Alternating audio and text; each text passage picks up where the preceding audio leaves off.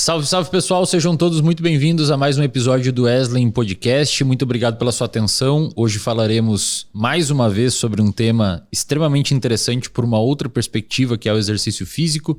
Já temos alguns episódios aqui no podcast, mas nós queremos atacar esse tema importante por todos os lados e construir aqui tijolinho por tijolinho um conhecimento amplo sobre um tema extremamente relevante e que eu imagino que muitos de vocês têm curiosidade e precisa de informações até para se motivar em fazer e tudo mais.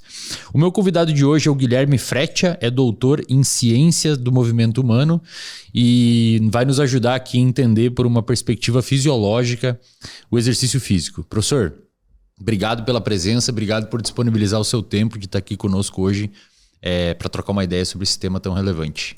Eslen, a gente que agradece, muito obrigado pelo convite, sou um grande fã do teu trabalho. Espero que eu possa contribuir aí de alguma forma para que as pessoas entendam um pouco mais o exercício, uma manifestação de cultura corporal, de movimento essencial. Hoje. Legal. Professor, eu estava montando uma aula, coincidentemente, para o RD ontem, onde eu peguei o livro de fisiologia da Silverton. Eu gosto bastante, é bastante didático, eu acho legal. Ele tem até uns capítulos que ela faz várias integrações de sistemas. E quando eu fui olhar o capítulo sobre comportamento alimentar, sobre fisiologia do comportamento alimentar, tinha uma figura muito bacana assim no livro, mostrando a entrada de alimento no organismo como uma fonte de controle energético que o ser humano tem sobre o alimento. Então a gente obtém o alimento para obter energia. E a saída dessa energia ali tinha várias flechinhas na figura mostrando que pode sair por calor, por necessidade do nosso corpo sobreviver, transporte de substância através da membrana e tudo mais. E um dos itens que ela apontou com bastante ênfase é que uma das formas da gente conseguir gastar mais energia é por meio do movimento corporal, por meio do exercício físico. O que é atividade física? O trabalho do exercício físico para gastar essa energia em termos fisiológicos? Bom, primeira coisa que a gente tem que definir, claro que isso vai permear a nossa conversa ao longo desse episódio, é que a atividade física é relativamente diferente de exercício, sendo que a atividade física é você se mexendo ao longo do dia, carregando uma sacola, subindo um lance de escadas, levantando da cama, fazendo qualquer coisa no dia a dia. Atividade física da vida diária, né? E exercício é considerado algo planejado, né? Então, aquele momento que você tira 60 minutos para ir na academia de musculação, por exemplo. O exercício é muito melhor visto como um estresse, né? Então, é um estresse externo que se apresenta para o seu corpo e você tem que responder aquilo. E no nosso corpo funciona como uma grande orquestra. A gente responde muito rapidamente com o sistema nervoso, né? Então, a gente é muito atento a esses estímulos externos, seja um movimento voluntário ou o reflexo involuntário mesmo, né? E aí essa orquestra ela vai tomando conta do nosso corpo com o passo que eu continuo o exercício. Então a gente vai ter ali essa identificação metabólica do músculo, né? O músculo necessitando de substrato energético, gastar esse substrato, o músculo necessitando de oferta de oxigênio.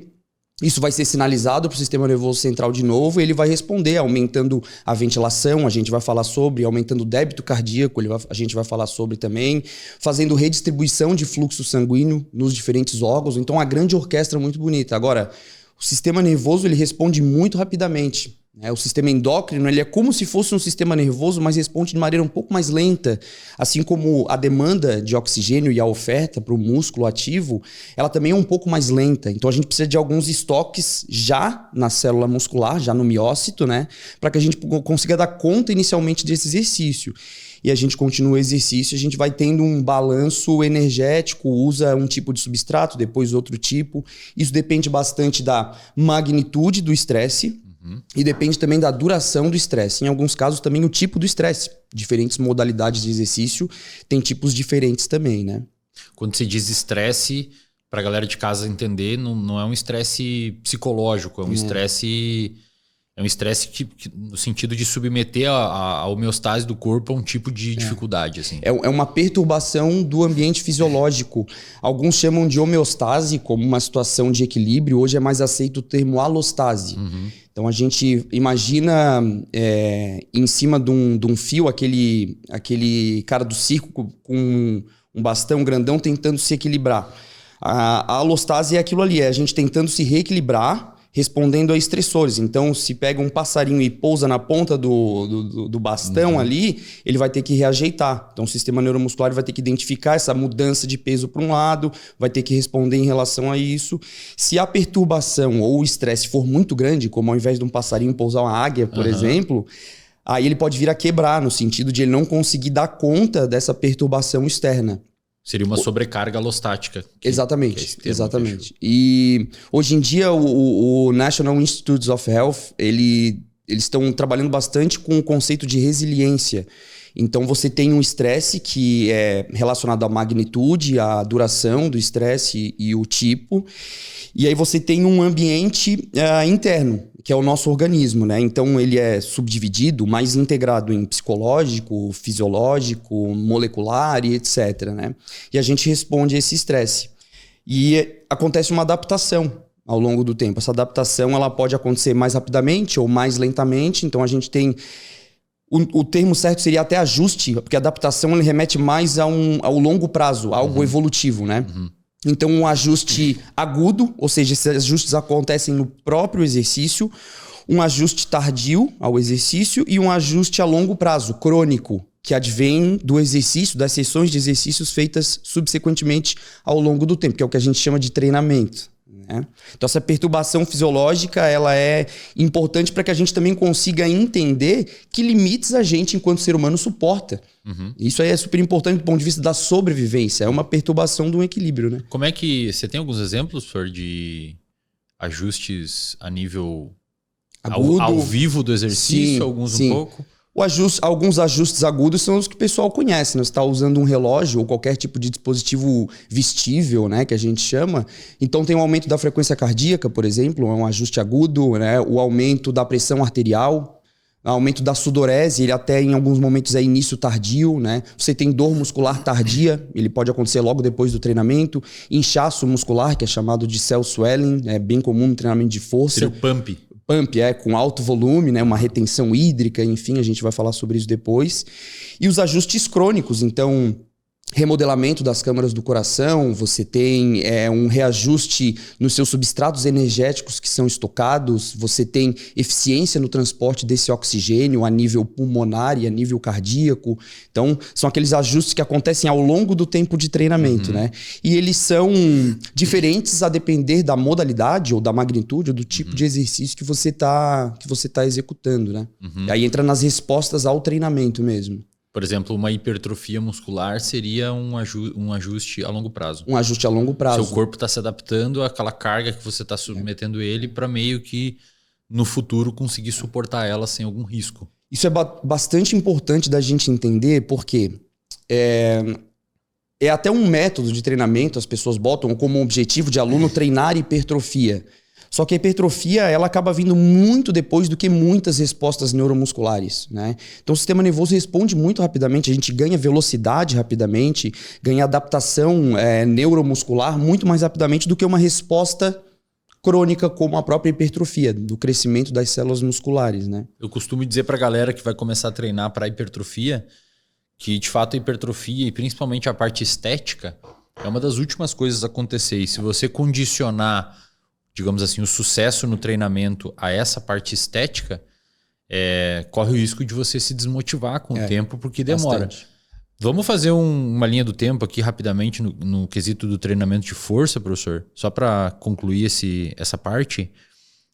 O que acontece num sujeito que começa a fazer um exercício físico, e pode ser um cardiorrespiratório também, não precisa ser necessariamente um treinamento de força, tá?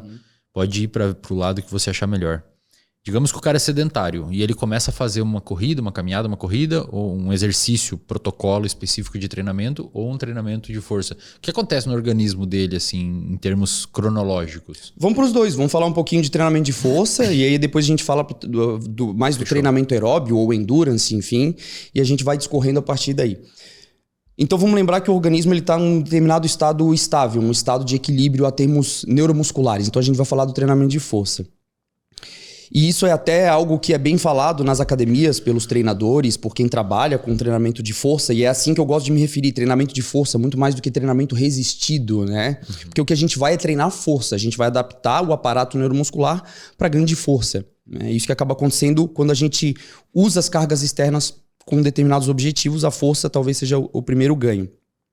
Tem um aparato muito legal que é uma espécie de inibição que acontece no nosso corpo. Então vamos pegar o exemplo do bíceps e do tríceps. Isso é bem legal porque entra na neurociência. E aí tu vai gostar bastante, assim.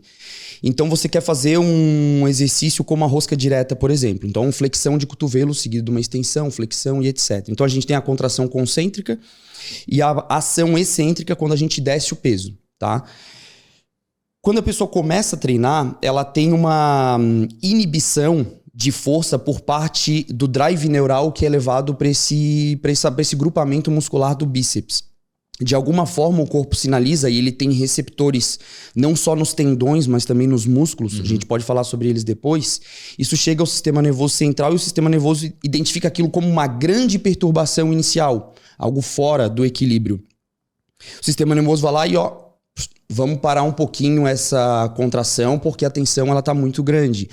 Isso pode acontecer por inibição do drive neural para o próprio bíceps, ou pode ser um drive um pouquinho maior, né? O motoneurônio sendo despolarizado pro tríceps, que é um antagonista. Então é como se o corpo estivesse protegendo.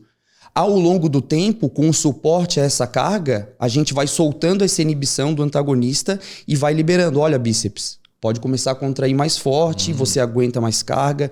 Então as primeiras respostas, elas são neuromusculares, elas são bem voláteis. Então a gente responde muito rapidamente. A gente responde rapidamente com força e aí depois de um tempo a hipertrofia vai aparecendo. Né?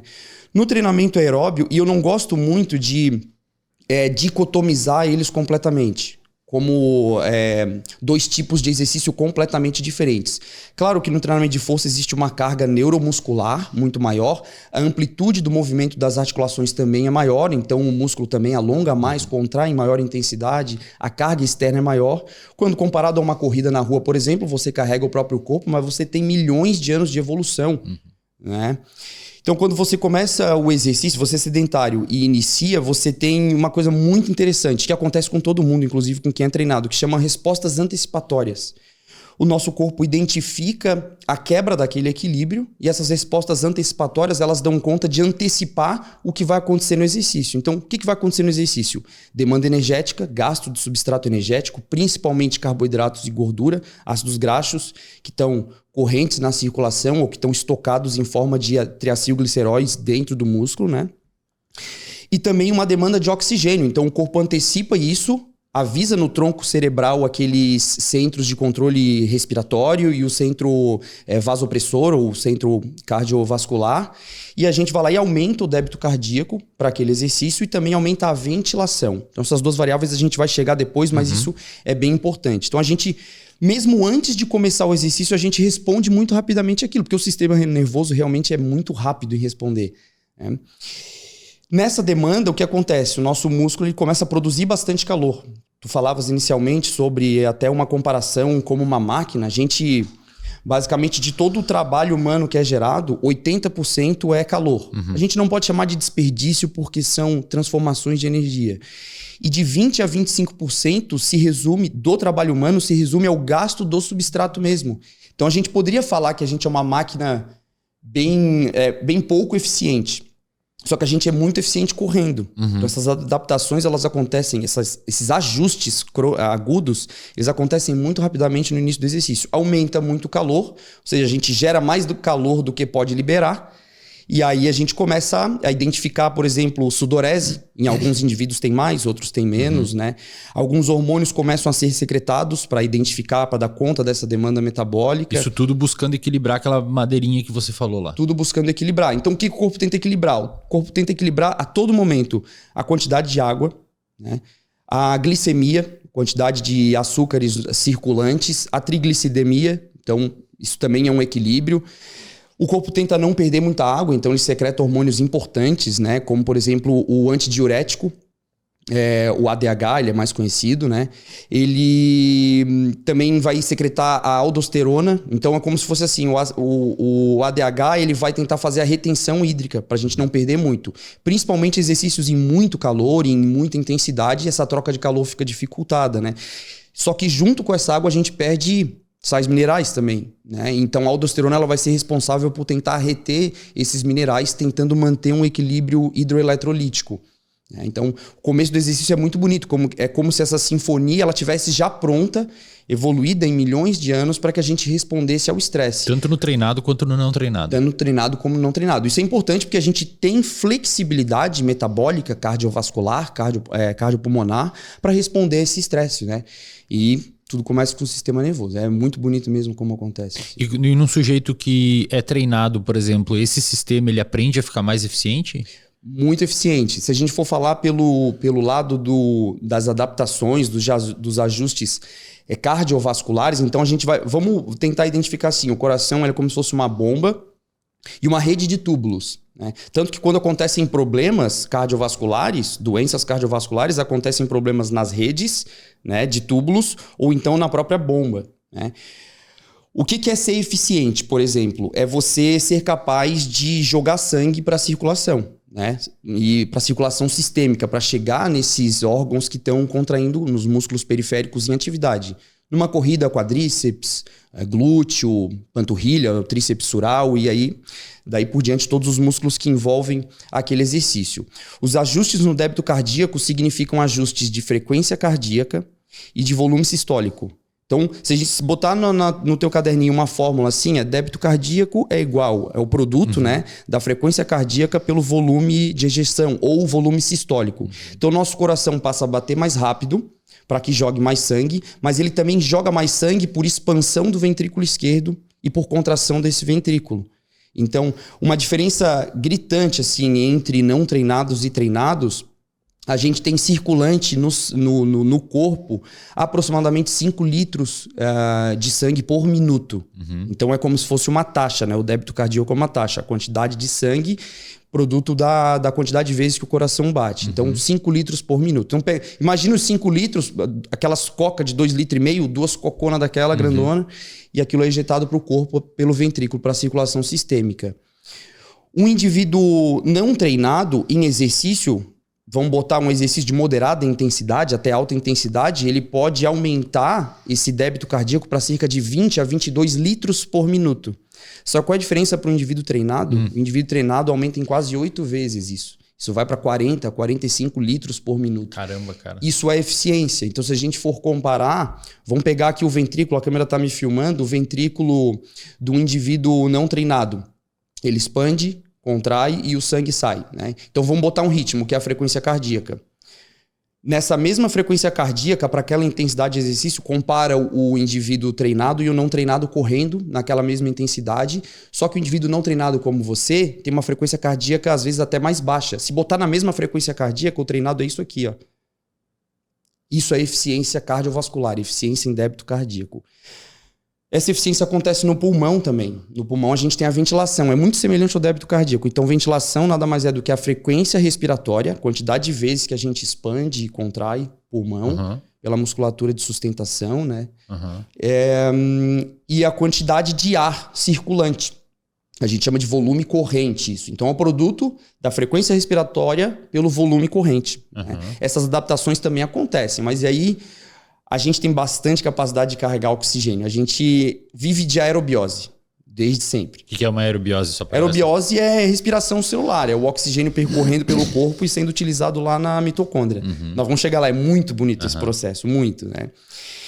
A gente pode chegar, comparando o indivíduo treinado com o não treinado, o indivíduo treinado pode chegar a 120 litros por minuto de ar passando e circulando pelo corpo. Claro que isso cai nas hemácias, né, ali na circulação, por hematose, então o oxigênio ele sai dos alvéolos, cai na circulação sanguínea, porque a pressão de oxigênio, a quantidade de oxigênio, vamos botar assim, que está no pulmão, nos alvéolos é maior, o sangue circulante passa pelos aqueles alvéolos com uma pressão menor e o oxigênio se difunde para a circulação.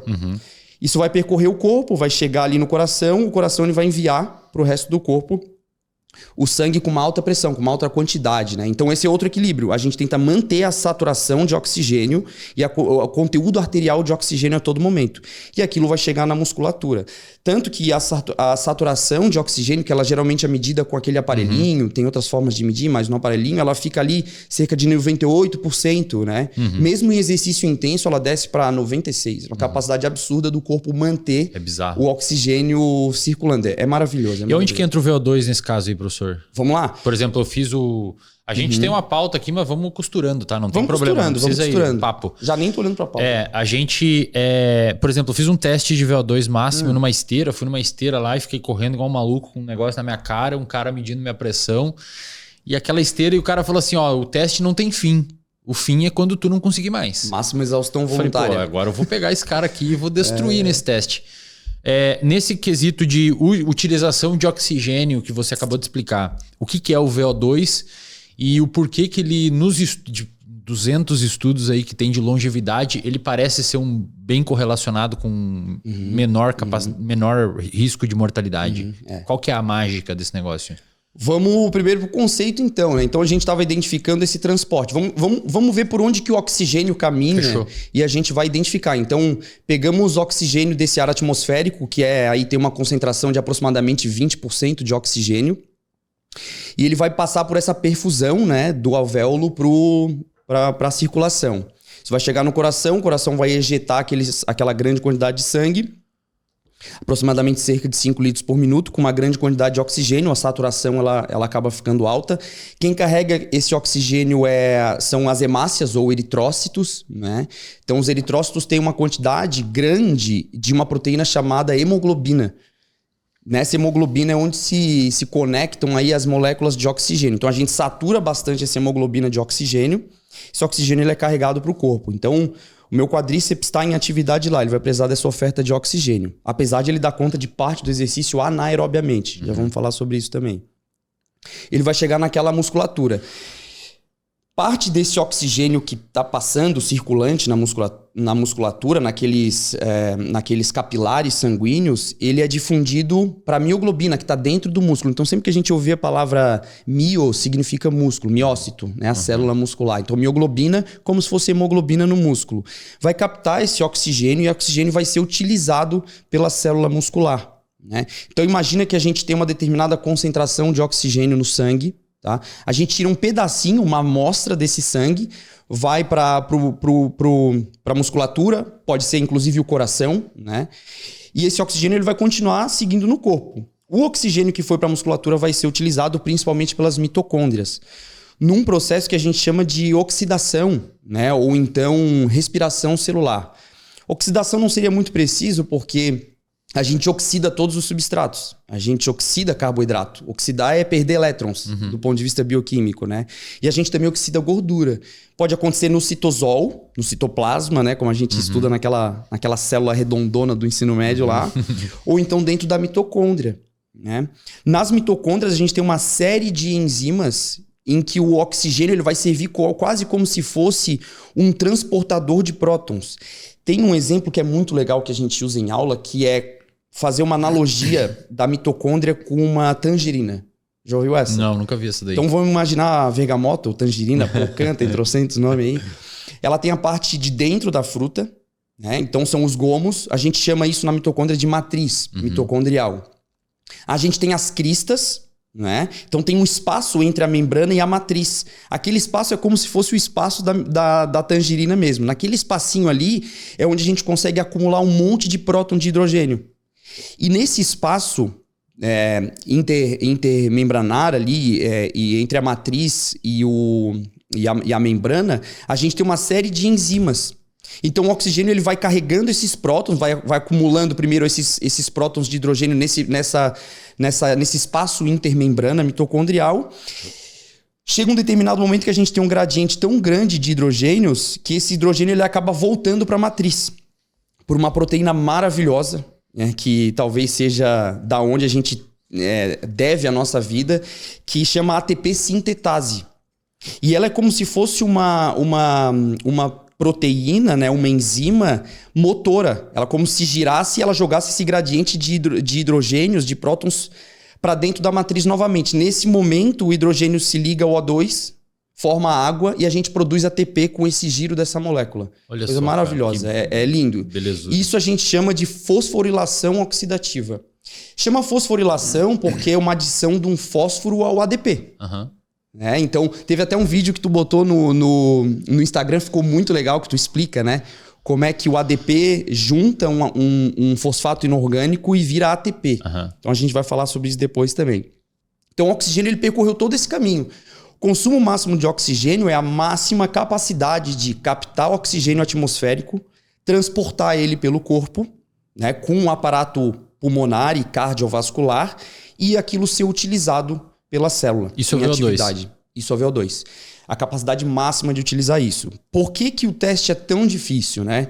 Porque a gente quer identificar a variável máxima. Isso é traduzido no treinamento esportivo como potência aeróbia máxima. A gente chama de capacidade, mas o termo correto seria potência aeróbia máxima, né? Porque, querendo ou não, é uma taxa. É a quantidade de oxigênio que passa e é utilizado por minuto.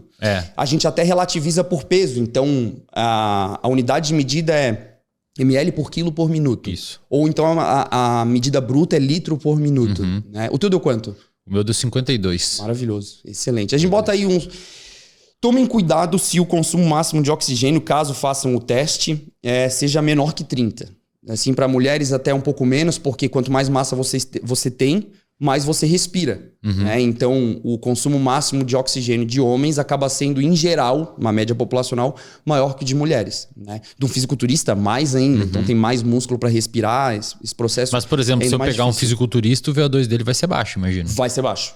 Por ineficiência, principalmente, né? Porque envolve tudo. A captação, o transporte e a utilização. Isso. Aonde que o dele tá deficitário? Na captação? Em todos os processos. Tudo tá menos. Processos. Por causa do... Porque ele não trabalha esse aparelho, digamos não assim. Trabalha esse aparato com o treinamento, né? Então, o treinamento ele acaba sendo muito mais isolado para determinadas musculaturas e a demanda é muito mais neuromuscular do que propriamente cardiopulmonar, né? Não demanda tanto esse aparato. Acontece, essa resposta ventilatória e cardiovascular, ela vai acontecer também no treinamento de força. Só que não num grau tão alto como numa corrida, isso com certeza, né? E aí o que é interessante, tu falavas do máximo, né? A gente tenta nesse teste identificar essas variáveis máximas. A ergoespirometria, ou então carrinho metabólico, ele é mais ou menos aquela estrutura, aquele cenário que a gente tem em laboratório que tu vivestes nesse teste, né? Tem uma máscara, então a gente tem aquela quantidade de ar com uma concentração de oxigênio que é conhecida. Você vai captar esse oxigênio, vai passar por todo esse transporte e vai ser utilizado na célula. Um pedacinho desse O2 sai e você vai expirar esse ar, não é mesmo? Só que esse ar que você expirou já tem uma quantidade menor de O2, porque parte foi utilizada pelo músculo, concorda? E aí o que é bonito? Essa máquina, ela coleta uma amostra dessa quantidade de ar e identifica quanto de oxigênio que você tem. As mais recentes conseguem, inclusive, identificar a concentração de CO2 também. Né? E aí, nessa relação, você consegue identificar ali o quanto de oxigênio que você consumiu ao longo daquele exercício. E a gente quer que vocês fazem um teste, eu já fiz isso inúmeras vezes, assim, ó, cansei de quase vomitar nesses testes em laboratório. A gente quer identificar essas variáveis máximas, como o consumo máximo de oxigênio, né? Ou o consumo de pico, porque nem todo mundo chega no consumo máximo de oxigênio. Eu não vi o teu teste. É possível que tu não tenha chego no consumo máximo de oxigênio. Não é fácil chegar. Tem muita gente que relata que as pernas cansam antes do cardio. É bem comum, porque alguns testes de esteira, alguns protocolos, eles incluem inclinação da esteira. O meu era. E aí você sente muita fadiga periférica. Eu corri uns 13 minutos lá, professor. É bastante, cara, é bastante. Corri uns 13 minutos. É bastante. Tu lembra o nome do teste? Provavelmente Bruce ergoespirometria. Não, mas o protocolo tem nomes, sei, né? Tem Bruce modificado, Norton, e tem... Não sei. Tem na bicicleta, tem na corrida. A ciência do exercício por trás, assim, dos testes é maravilhosa também. Então, é provável que você tenha sentido essa fadiga periférica, e aí, ou seja, você ficou limitado no exercício por causa da fadiga periférica e não da fadiga central. Você não foi até o limite central. A gente não pode dizer, teria que ver o teste, porque tem critérios para se atingir o consumo máximo de oxigênio. Mas um atleta, ele chega no consumo de pico e ele mantém aquele consumo mais um tempinho ainda. Então a gente, não tá mais subindo aquele lá, o consumo máximo de oxigênio.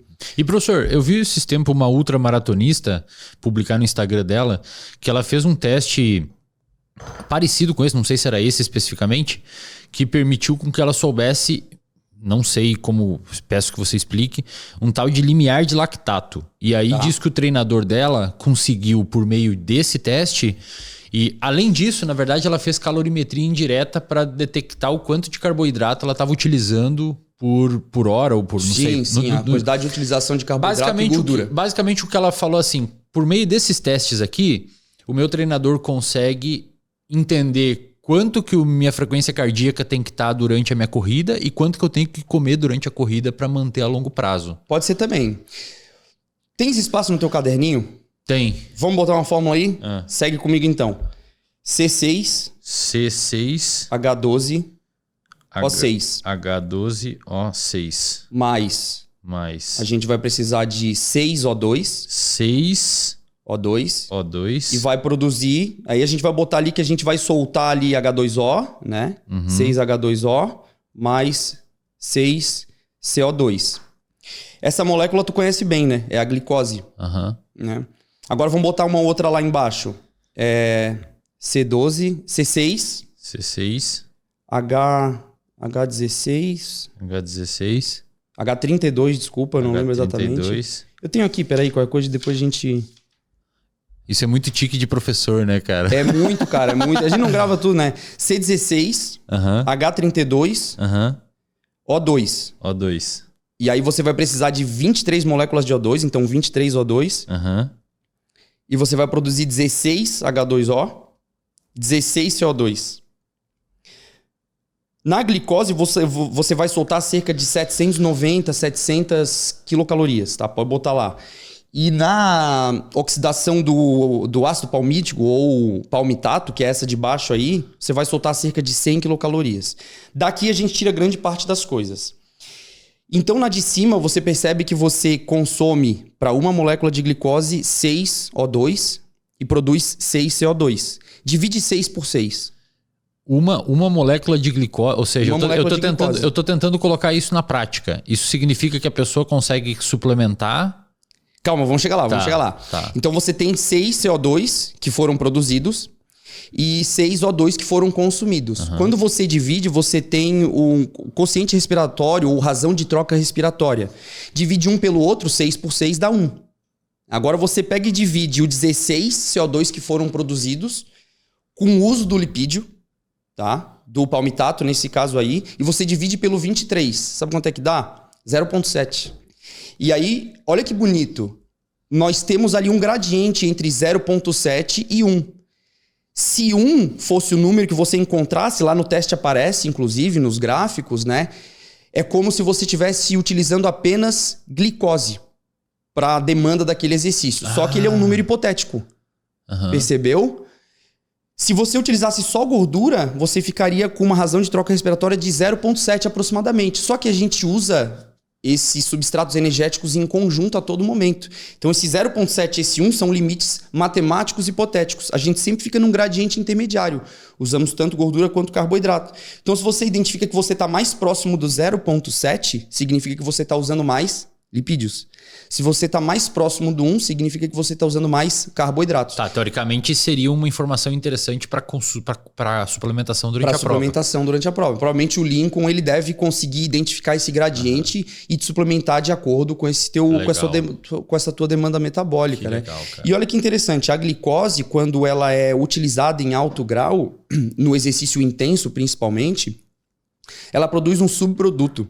Né? Então ela produz piruvato e quando essa via ela é muito utilizada, a via da glicólise ou da glicogenólise, porque um glicogênio nada mais é do que um polímero de glicose, isso é quebrado, clivado e é usado pela musculatura, mas também tem corrente no sangue. Né? A gente produz do piruvato o lactato. Né? Ele ficou por muito tempo conhecido como um vilão, algo que causasse fadiga, porque ele acompanhava também um próton, que dava o H+. Que é o que dá aquela queimação, que por muito tempo se falava que dava queimação. Que até hoje vulgarmente chamam de acidose metabólica, mas a verdade é que o pH do músculo ele não desce tanto assim, não daria para chamar de acidose. Mas didaticamente a gente tenta explicar para o aluno que é a tentativa de um ambiente mais ácido, né, para tentar compensar algumas coisas que acontecem ali, de maneira bem simples. O que significa isso, então? O lactato está acompanhado de hidrogênio e também de fosfato inorgânico. Quando esse hidrogênio e esse fosfato inorgânico acumulam em alto grau, você sente essa sensação de queimação, de acidose metabólica, como queira. Significa que você está começando a ficar próximo da fadiga, né? Ao longo do teu teste, chega um determinado momento que a sua capacidade de metabolizar, de usar esse lactato internamente no músculo, né? Ela acaba não dando conta da quantidade que é produzida. Então você produz mais do que consegue reutilizar ou metabolizar, porque esse lactato é utilizado como energia pelo coração, pelo cérebro. Uma época chamada até de lacto-hormônio, né? Ele é considerado uma das exercinas, a gente vai falar sobre elas também. Esse lactato, por que ele é importante? Quando você chega nesse determinado nível, significa que ele está se acumulando muito junto com esse H+, junto com esse fosfato inorgânico. Eles vão interferir em determinadas estruturas enzimáticas, inclusive. Então, essas enzimas da glicólise, elas são alostéricas, elas sentem esse ambiente com uma alta quantidade de ADP, com uma alta quantidade de fosfato inorgânico, um ambiente muito calor, uma acidose se instalando, e essa fadiga ela começa a realmente se instalar, né? Esse limiar era como se fosse, era considerado um ponto de transição fisiológica. Então, a partir desse ponto aqui, você vai começar a entrar em fadiga. Entendi. E isso acontece relativamente rápido, assim, né? Abaixo desse limiar, a gente, teoricamente, conseguiria manter aquele exercício ao longo do tempo. Se você identifica esse limiar de transição fisiológica, você consegue achar a velocidade ou a intensidade que, eu consigo resistir bastante no exercício, ou, acima dessa velocidade, a fadiga vai começar a se instalar. Na verdade, existem 2 limiares, né? No processo desse exercício, desse protocolo de rampa progressivo, porque você, a cada minuto ou a cada 3 minutos, você aumenta a inclinação ou aumenta a velocidade da esteira. Então, você vai adaptando o seu sistema cardiopulmonar e metabólico àquela intensidade, né? Chega um determinado momento que esse lactato começa a se instalar, então, começa a acumular mais lactato. Você produz muito mais CO2, né? Porque a glicólise, ela é muito rápida. Veja que ela envolve cerca de 9 a 10 enzimas, então ela é super rápida, né? Ela quebra só 6 carbonos, enquanto o palmitato tem que quebrar 16. E é um processo muito mais lento, depende do aparato cardiopulmonar. Nesse processo aí, esses limiares eles servem como transições de identificação de intensidade de exercício. Então, tem o primeiro, que é chamado também de limiar ventilatório 1, e o segundo, que é também limiar de compensação respiratória. Né? Eles foram chamados de diferentes nomes ao longo da história. Também limiar de lactato 1 e limiar de lactato 2. Entendi. Chega um determinado momento do exercício que a intensidade é tanta que você começa a ficar mais dependente, para dar conta da demanda do exercício, dessa glicólise, que é mais efetiva para gerar energia. Veja ali que você gera cerca de, por molécula, por mol de glicose, cerca de 700 quilocalorias. Muito mais rápido, muito mais eficiente, talvez, né? Só que no longo prazo você precisa dessa gordura. A gente faz uma analogia bem legal, que é a analogia de um carro elétrico. Já ouviu essa analogia? Não. Pensa num carro elétrico como ele híbrido, né? Então você usa parte da energia que é gerada pelo motor elétrico e parte da energia que é gerada pelo motor a combustão. Se você está na BR e você quer ultrapassar um carro, você vai utilizar o motor a combustão. Se você quer sustentar, você vai utilizar um motor elétrico. Então é como se fosse um balanço. Pensa no uso de substratos de glicose ou de glicogênio como um motor a combustão.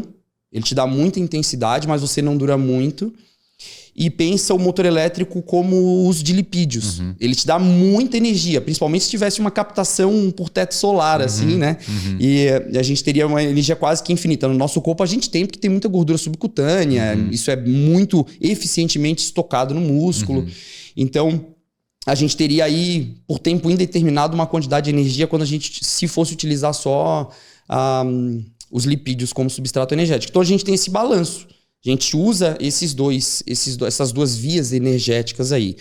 A proteína também é utilizada, né? Mas ela é a última das instâncias no exercício a ser utilizada. Ela, na fisiologia do exercício, quase não se considera assim o uso. Isso quebra um pouco do mito de que o pessoal acha que vai treinar força e vai depois para uma esteira e vai começar a catabolizar proteína, né? Isso não é verdade, assim, não é verdade. E, professor, em que sentido a... Então, assim, só para fechar esse tópico, por curiosidade mesmo, esse índice de limiar de lactado é útil para um treinamento de aeróbico? Muito útil. Se o cara souber... O meu deu ali... A velocidade, você lembra? Não lembro a velocidade, mas é que eu não sei... Porque tem uma velocidade relativa em que aquele evento... É que eu não sei traduzir. Eu não sei traduzir pra velocidade, mas o pace foi 4,40. Tá. Diz que em 4,40 ou a 172 BPM, alguma coisa assim, é o meu limiar de lactato.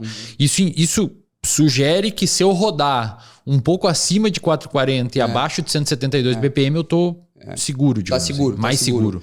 Fica seguro em relação à fadiga, vamos botar assim. Legal, cara. Isso é bem interessante. Pô, esses limiares, eles dão... O Guto, que é o teu treinador, ele vai trabalhar em cima desses limiares. Então, quando você fica entre esses dois limiares, você é chamado no treinamento, né, de intensidade moderada. Acima é intensidade pesada, ou domínio pesado, né? E aí, quando é próximo do VO2, domínio severo. Então, no teste ergoespirométrico, você consegue identificar todas essas variáveis submáximas. Atletas de endurance têm esse limiar de lactato, ou limiar anaeróbio, como é chamado, ou limiar de compensação respiratória, que é esse segundo limiar, eles têm um pouco mais à frente. Ou seja, como se eles atrasassem a fadiga, a gente poderia pôr assim. Eles demoram mais para chegar no... Demoram mais. Porque uma eficiência oxidativa muito grande, né? O uso de lipídios, principalmente. Inclusive é um paradoxo, né? Atletas de endurance, se for comparar um atleta de endurance com um indivíduo obeso, o atleta de endurance ele tem muito pouca gordura subcutânea, mas ele estoca muito eficientemente triglicerídeos intramusculares, muito eficientemente, né? É quase como se fosse um paradoxo, porque ele realmente precisa daquele aparato metabólico. Por que é um paradoxo? Porque, teoricamente, ele não poderia... A gente imagina que um indivíduo obeso estocaria mais gordura, por ter mais gordura, ou algo do tipo assim, entendeu? Entendi. O Kipchoge ou outros atletas de endurance tem altas concentrações de substrato de triglicerídeos intramusculares, né? Fica como se fosse um departamento separado. E eles usam muito eficientemente isso. O indivíduo com obesidade, ele não usa isso tão eficientemente. Ele perde flexibilidade metabólica. O atleta ele ganha flexibilidade metabólica porque ele consegue escolher rapidamente que substrato ele quer. Aumenta a intensidade, vamos glicose. Aumenta a durabilidade, a duração do exercício, vamos gordura. E a gente vai nesse balanço. Que legal. Eu vou pedir pro Gabi diminuir um pouco o ar, botar um pouquinho mais geladinho, que deu uma esquentada aqui. E eu também vou fazer uma brincadeira aqui. Eu vou pedir pro meu editor que tá assistindo aqui enquanto tá editando esse episódio, o Matheus, que coloque rapidamente aqui no vídeo uma foto do Ronnie Coleman, no seu auge lá no Mr. Olympia, e ao lado do Ronnie Coleman, pode botar na tela inteira aqui, não tem problema. Ao lado do Ronnie Coleman, só pra galera que eventualmente não conhece esses atletas, ver como é que é o corpo deles. E ao lado do Ronnie Coleman, eu peço que o Matheus coloque o Eliud Kipchoge.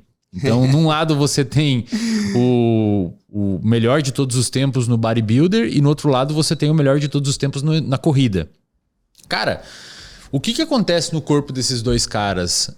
Por exemplo, se fizer um teste de VO2 máximo no Ronnie Coleman naquela época que ele estava no auge, com 140 quilos, quanto que daria um VO2 num cara desses? Se você botar em termos brutos, litros por minuto, até pode dar alto. Vamos botar lá, sei lá, 5, 6, não sei. Mas se botar em relação ao peso, a diferença é gritante, né? Eu acho que o consumo máximo de oxigênio, o VO2 máximo mais alto registrado, fica em cerca de 90 ou 96. Eu acho que é 96, pelo que eu lembro. E no feminino, cerca de 80. O teu deu 50. E tu é considerado um bom corredor, né? No Ronnie Coleman ficaria cerca de 30 ml por quilo por minuto. Se fosse fazer um teste. Se ele suportasse esse teste de corrida ainda, né? Sim. Porque... A gente tem até métodos indiretos de identificar essa potência aeróbia máxima, né? Porque esse consumo de oxigênio que vai subindo ao longo de um teste, ele meio que acompanha também a subida da frequência cardíaca. Então, muitas vezes a gente usa a frequência cardíaca como, às vezes, um método de identificar esses limiares ou a intensidade de exercício, né? Então, tem testes conhecidos como o teste de Cooper, por exemplo, o teste de 12 minutos, né? Você pega aquela distância que você percorreu, joga numa fórmula lá, ele estima o consumo máximo de oxigênio, né? Mas aquilo pode ter um erro muito grande. Você fez a medida direta, você fez o correto, né? Mediu diretamente essas variáveis máximas, a sua frequência cardíaca máxima. Só acaba se iludindo muito porque esse teu relógio é Garmin. Ele... Quando Garmin, você bota paga nós aí, cara. Paga nós aí. Quando você bota a sua idade ali no sisteminha, ele estima a frequência cardíaca máxima pela sua idade, 220 menos a idade. Cara, eu vou te falar, o VO2 dele tava meio ponto errado do que deu no teste. Ou seja, estava bem próximo. 45? Não, meio ponto. Meio o VO2 estava 51,5. Deu 52 no deu teste. Bem próximo, deu bem próximo. Né? Bem próximo. A Garmin é sensacional. Ela inclusive, retroalimenta, né, os teus dados com atingir uma determinada frequência cardíaca máxima. Ela alimenta. Ele já atualiza. Já atualiza automaticamente. Hoje em dia tá maravilhoso. Isso vai direto pro Guto e ele identifica. Né? Pô, e é bizarro como que a galera tá com uma tecnologia, eu não sei, acho que no bodybuilder talvez nem tenha tanto assim, mas no endurance, cara, é muito dado. Você entra naquele Training Peaks lá que aparece... É dado pra caramba, um monte de coisa de estresse, não sei o que, e permite com que o fisiologista do exercício veja aquilo e meio que saiba o que tá acontecendo no corpo do cara. Maravilhoso. Tá cada vez melhor esse cenário, né? Você vê os atletas de futebol com aqueles aparatos vestíveis, aqueles dispositivos. Então aquilo lá tem GPS, mede a frequência cardíaca, cara, enfim, né? Legal. A gente ainda não consegue medir esse consumo de oxigênio em tempo real no exercício, porque, pô, imagina usar uma máscara daquela. Sim. Até tem uma forma de medir, você bota como se fosse uma mochilinha, tem uma caixinha que é como se fosse esse aparato em laboratório que você viu, só que a gente consegue em exercício livre, assim, sem estar conectado à máquina, né? Mas, cara, é super caro, assim, só o laboratório consegue ter esse equipamento, mas tá cada vez melhor essa identificação. O Apple Watch da vida identifica muita coisa, cara. Legal. Até a saturação de oxigênio.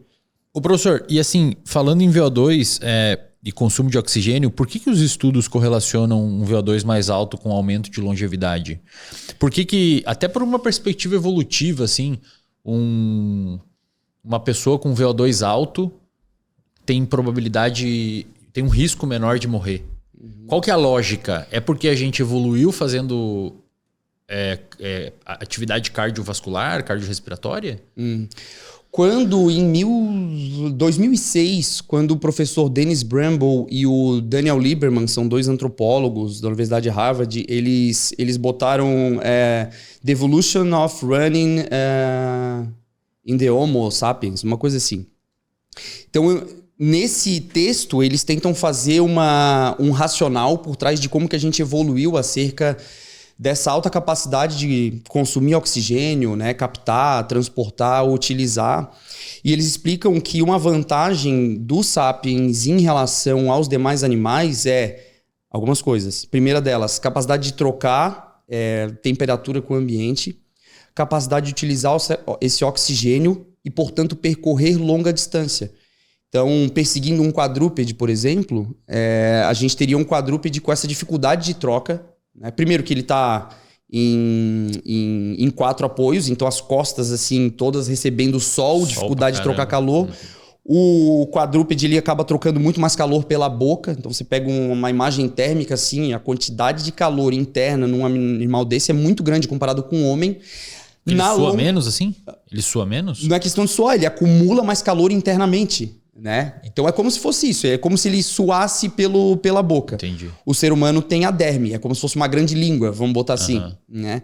Então essa capacidade de resistir a esses ambientes e perseguir esses animais na longa distância parece ter conferido uma vantagem muito grande ao Homo sapiens. Então ele ia lá, por isso que chama caçadores-coletores, né? Na caça desses animais, eles identificavam determinadas pistas, a bosta de um animal desse, aí segue, tá por lá.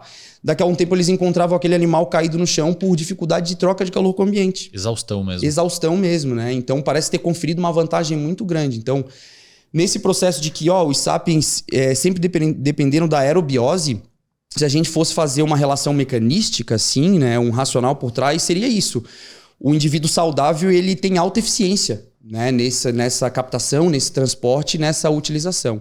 Enquanto o indivíduo sedentário, nem tanto. Né? Tanto que aí a gente começa a relacionar outras coisas como disfunção mitocondrial no envelhecimento, uma incapacidade mesmo, né, de fazer essa respiração celular. E a gente começa a relacionar com coisas como, por exemplo, densidade mitocondrial. Né? Densidade mitocondrial nada mais é do que a quantidade de espaço que as mitocôndrias ocupam naquela célula. É super difícil de identificar isso histologicamente porque são organelas muito dinâmicas. Então, quando você olha na microscopia eletrônica, você não consegue diferenciar uma da outra. Às vezes elas fazem fusão entre elas, então elas são muito dinâmicas. Então a gente compara o espaço que elas ocupam dentro de determinado local, né? Fora isso, a quantidade de enzimas, né? Que aquelas mitocôndrias têm. Então um indivíduo com alta capacidade oxidativa, ele tem uma grande quantidade dessas enzimas por onde passa esse oxigênio, né? É como se fosse um uma trilha muito mais preparado para receber o oxigênio e utilizar ele. Do ponto de vista bioquímico, alguns pesquisadores inclusive consideram o oxigênio como se fosse um agressor ao equilíbrio da célula. A gente acha o oxigênio como bonzinho, mas ele é um agressor, ele agride a membrana, agride o núcleo, né, o DNA, só que a gente se defende daquilo com outras enzimas, né? Então tem catalase, superóxido dismutase, enfim, né? Glutationa, peroxidase, tem uma série dessas. Nada, na cidade celular, nada passa gratuitamente, nem água, né? Até, e assim, até a aquaporina, que é a enzima que, por onde passa a água. Se você vê, por exemplo, aquelas imagens do Ronnie Coleman e do Kipchoge, quem ali teria mais capacidade de mitocôndria, mais espaço ocupado pelas mitocôndrias, por exemplo? O Kipchoge, com certeza, né? Então a capacidade oxidativa muito, muito melhor, né? Porque, na verdade, o treinamento cardiopulmonar aeróbio de longa duração, ele, na verdade, impõe uma pressão sobre esses sistemas. Então, você vai fazer esses reajustes no débito cardíaco, né, na ventilação, e aquilo vai exercer uma pressão sobre a musculatura que vai precisar se adaptar. Ela vai precisar criar capilarização, porque eu vou precisar de mais tempo, né, ou mais trajeto desse sangue passando pelo músculo para ter mais captação de oxigênio. O Kipchoge vai ter uma quantidade maior da mioglobina, que vai pegar esse oxigênio aí também, a quantidade de enzimas, enfim, a capacidade de estocagem desses substratos energéticos, principalmente a gordura, né? E é por isso que o sedentarismo, que é o oposto do que tanto que um atleta de força ou de endurance faz, está bastante correlacionado com o aumento de mortalidade, porque você deixa esse sistema cada vez menos utilizado, menos adaptado. E a gente tenta explicar isso mecanisticamente, né, Eslen? Porque a gente tenta achar um racional fisiológico por trás, mas é super difícil de entender. O que os estudos em epidemiologia fazem é pegar uma grande quantidade na população e tentar associar. Olha, quem tem um consumo máximo de oxigênio maior, em geral, tem menos chance de morrer. O mesmo serve para o coração, para doenças cardiovasculares, para capacidade cardíaca, enfim, frequência cardíaca de repouso. E um monte de variáveis são associadas. Força muscular também é associado, tanto quanto o VO2 máximo. Então a gente poderia dizer que o Ronnie Coleman, por ter uma força, ele está prevenindo mortalidade. Alguns dos estudos hoje em dia eles estão assim com uma quantidade, as metas pesquisas mais recentes chega na casa dos 2 milhões de indivíduos, pegando todas as pesquisas historicamente, comparando o percentil mais forte da população é o percentil que sobrevive mais, e aí é na casa dos 30% de risco reduzido de mortalidade, e aí mortalidade por todas as causas, mortalidade por câncer, e aí vai uma caçambada. Capacidade cardiopulmonar e capacidade oxidativa, essa respiração celular tal qual. Talvez num outro extremo, né? Mas tanto a força quanto o consumo máximo de oxigênio são estudados, né? Legal. E assim, por que por exemplo, mesmo os dois fazendo bastante exercício físico, tanto um atleta de força quanto um atleta de endurance, por que eles desenvolvem um biotipo diferente? Por exemplo, um biotipo não, mas um fenótipo assim, diferente. Um fenótipo. Por exemplo, o Kipchoge com as pernas super fininhas, minúsculas, e um atleta bodybuilder com as pernas grandonas, assim. O estímulo, ele faz uma adaptação em diferentes fibras, aquelas do tipo 1, tipo 2, como é que podemos isso? falar sobre isso. Acho que é legal. Tem muita coisa interessante, né? A gente ficaria aqui, olha, uma manhã inteira, Islão, mas tem uma coisa que a gente tem que deixar posto aqui. Vou fazer uma pergunta, né? Não precisa responder se não quiser. Você praticar basquete te deixa mais alto? No sentido de que os atletas de basquete que estão em alto nível, eles criaram esse fenótipo como resposta ao treinamento, ou eles foram selecionados ao longo de uma vida, ao longo de uma carreira? Né? No fisiculturismo, a gente tem um fator confundidor importante que a gente não... Pelo menos gostaria que a gente não entrasse nessa polêmica dos hormônios, porque os hormônios te recuperam muito rápido de um treino, enfim, né? Então são coisas diferentes em relação ao Kipchoge e etc. Então, existia um fenótipo adequado no caso do Kipchoge, então canelas super finas, tendões com alta captação de energia elástica, resposta elástica contra o chão, então um corpo, uma cintura mais estreita, né? Menos ar em contato, uma eficiência de corrida absurda, uma passada longa, geralmente a gente vê esses atletas de corrida eficientes em termos de passada e de velocidade, ele tem um quadril mais alto, né? Então é como se fosse um pêndulo que trabalha mais efetivamente, né? Você vê ele correndo é bizarro. É maravilhoso, assim. É uma passada super larga, a frequência de passada também, biomecanicamente aquilo é muito eficiente. Então, para te dizer assim, como é que a gente vai separar o que é resposta do treinamento e o que foi selecionado naturalmente ao longo de uma carreira, né? A gente não sabe diferenciar isso. A gente sabe que existem respostas ao treinamento, é claro. Como aquelas que eu citei no Kipchoge, né?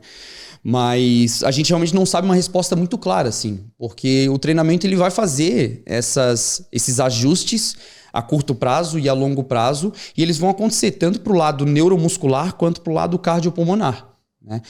Só que um maior grau do que o outro a depender do estímulo que você promove. Como no estímulo do treinamento neuromuscular, no treinamento de força, você vai levar todas essas vias metabólicas muito mais para a construção muscular, para a eficiência dos tendões, dos músculos a responder aquelas cargas externas. Para o outro lado, o cardiopulmonar, você vai levar essas respostas do treinamento, né? Por causa dessa pressão que o exercício exerce sobre aquele metabolismo muscular, para a eficiência de oxidação de substratos e uso de oxigênio e tudo mais. Então, a gente não sabe diferenciar. Como eu falei, é como se fosse a gente... Aquilo lá foi selecionado porque ele tinha aquele fenótipo em específico. Como que aconteceu? E entra na questão das fibras, né? Lá por 1976, se eu não me engano, um pesquisador Kostil, ele é bem conhecido, ele fez biópsia muscular e identificou que em atletas de elite, de endurance, tinham cerca... E eles geralmente tiram do vasto lateral, essa musculatura do quadríceps mais lateralizada. Na bicicleta isso fica fácil de fazer porque a gente faz a biópsia e é caro. Enfim, bizarro. Uma agulha daquela custa... $10 mil. Então, fazer pesquisa aqui, eu não sei se tem aqui na UFSC, talvez o pessoal faça, né? Não são todas as universidades. Ele fez essa biópsia muscular e identificou que a quantidade de fibras do tipo 1 nos atletas de elite, de endurance no caso, né? Porque tem atleta de elite de força, era de cerca de 70% a 75%. O que é a fibra tipo 1? A fibra do tipo 1 ela é conhecida como fibra oxidativa. Então, a fibra do tipo 1, ela também conhecida como fibra vermelha, ela tem mais capacidade oxidativa. Então, a gente vai envolver lá. Ela tem maior conteúdo de mioglobina, ela tem mais enzimas que fazem essas oxidações, tem maior densidade mitocondrial, né? E elas resistem mais à fadiga exatamente por essas propriedades. Tem maior estocagem de triglicerídeos também. A fibra do tipo 2, ela tem características físicas e bioquímicas diferentes, né? Ela vai ter uma preferência por esses substratos que envolvem a via da glicólise. Então vai ter mais enzimas da glicólise, como fosfofrutoquinase, hexoquinase, lactato desidrogenase, que é o que forma o lactato, piruvato desidrogenase, um monte de enzimas alostéricas. Então, uma quantidade grande daquilo, uma estocagem boa de glicogênio também, essas fibras vão tender mais para esse lado. Então, a gente infere que quem tem mais fibras do tipo 2 acaba sendo mais forte e mais potente, né? E quem tem mais fibras do tipo 1 acaba sendo mais resistente à fadiga, né? Então ele identificou também nessa época, em 1976, que os atletas corredores de curta distância e muita potência, como o Usain Bolt, por exemplo, eles tinham também nessa casa de 70% de fibras do tipo 2, naquela amostra de músculo. Então veja que maravilha. Só que é claro que o nosso corpo ele tem um aparato muscular muito híbrido, né? Então, se você pegar em ambos os atletas no sóleo é um músculo que fica por baixo dos gastrocnêmios. A gente chama na panturrilha de tríceps sural. Ele é um músculo que ele é considerado antigravitacional, né? Então ele não pode fadigar. A gente precisa ficar em pé, enfim. Então ele tem uma alta concentração de fibras do tipo 2. Ah, interessante, cara. De fibras do tipo 1, desculpa, errei. Interessante. Então uma alta concentração de fibras do tipo 1. Tá muito oxidativo, resiste bastante à fadiga. Assim como os nossos intercostais. Você já cortou uma costela? Gosta de churrasco? Já viu quando corta uma costela, ela tem bastante gordura dentro? Aquilo lá é uma capacidade de oxidação, um uso de gordura, né? Então, nos intercostais, alta quantidade de fibras do tipo 1. Assim como no coração. Que respira, ele não pode se dar o luxo de essas fibras, elas têm essas propriedades únicas. E olha só que interessante, Eslão. Essas fibras têm essas propriedades únicas porque elas são inervadas por motoneurônios com características diferentes. Isso é muito importante de entender. Então, as fibras do tipo 1, né, ou mais oxidativas, vamos botar o Kipchoge, elas são inervadas por motoneurônios ou neurônios motores menos calibrosos. Né? Então, elas são mais excitáveis, têm um potencial de ação menor, é mais fácil de ser excitado. Então, por isso que elas também são recrutadas primeiro. Né? A gente chama isso de gradação da força. A gente recruta primeiro as fibras do tipo 1, depois as fibras do tipo 2A e depois do tipo 2B. Didaticamente, a gente separa ela em vários tipos, mas a verdade é que existe um gradiente e várias intermediárias entre elas, assim, né? No ratinho, eu acredito que seja assim também. Não sei se chega a fazer... Não cheguei a estudar nada. Chega a fazer a biópsia nos ratinhos ali. E nas fibras do tipo 2, essas propriedades são diferentes porque o motoneurônio que inerva essas fibras tem um calibre maior também. São mais difíceis de serem recrutadas. A gente chama que tem um limiar de potencial de ação mais alto, né? O pessoal da neurociência sabe que é limiar de potencial de ação. E olha só que interessante.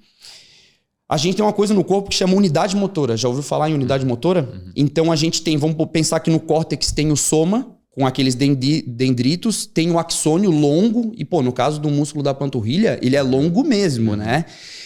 Ele vai chegar lá na junção neuromuscular, né? E ele vai fazer uma sinapse. Essa sinapse é cerca de 100 a 200 vezes maior do que uma sinapse do sistema nervoso central. É realmente um aparato muscular, é um órgão fenomenal, né?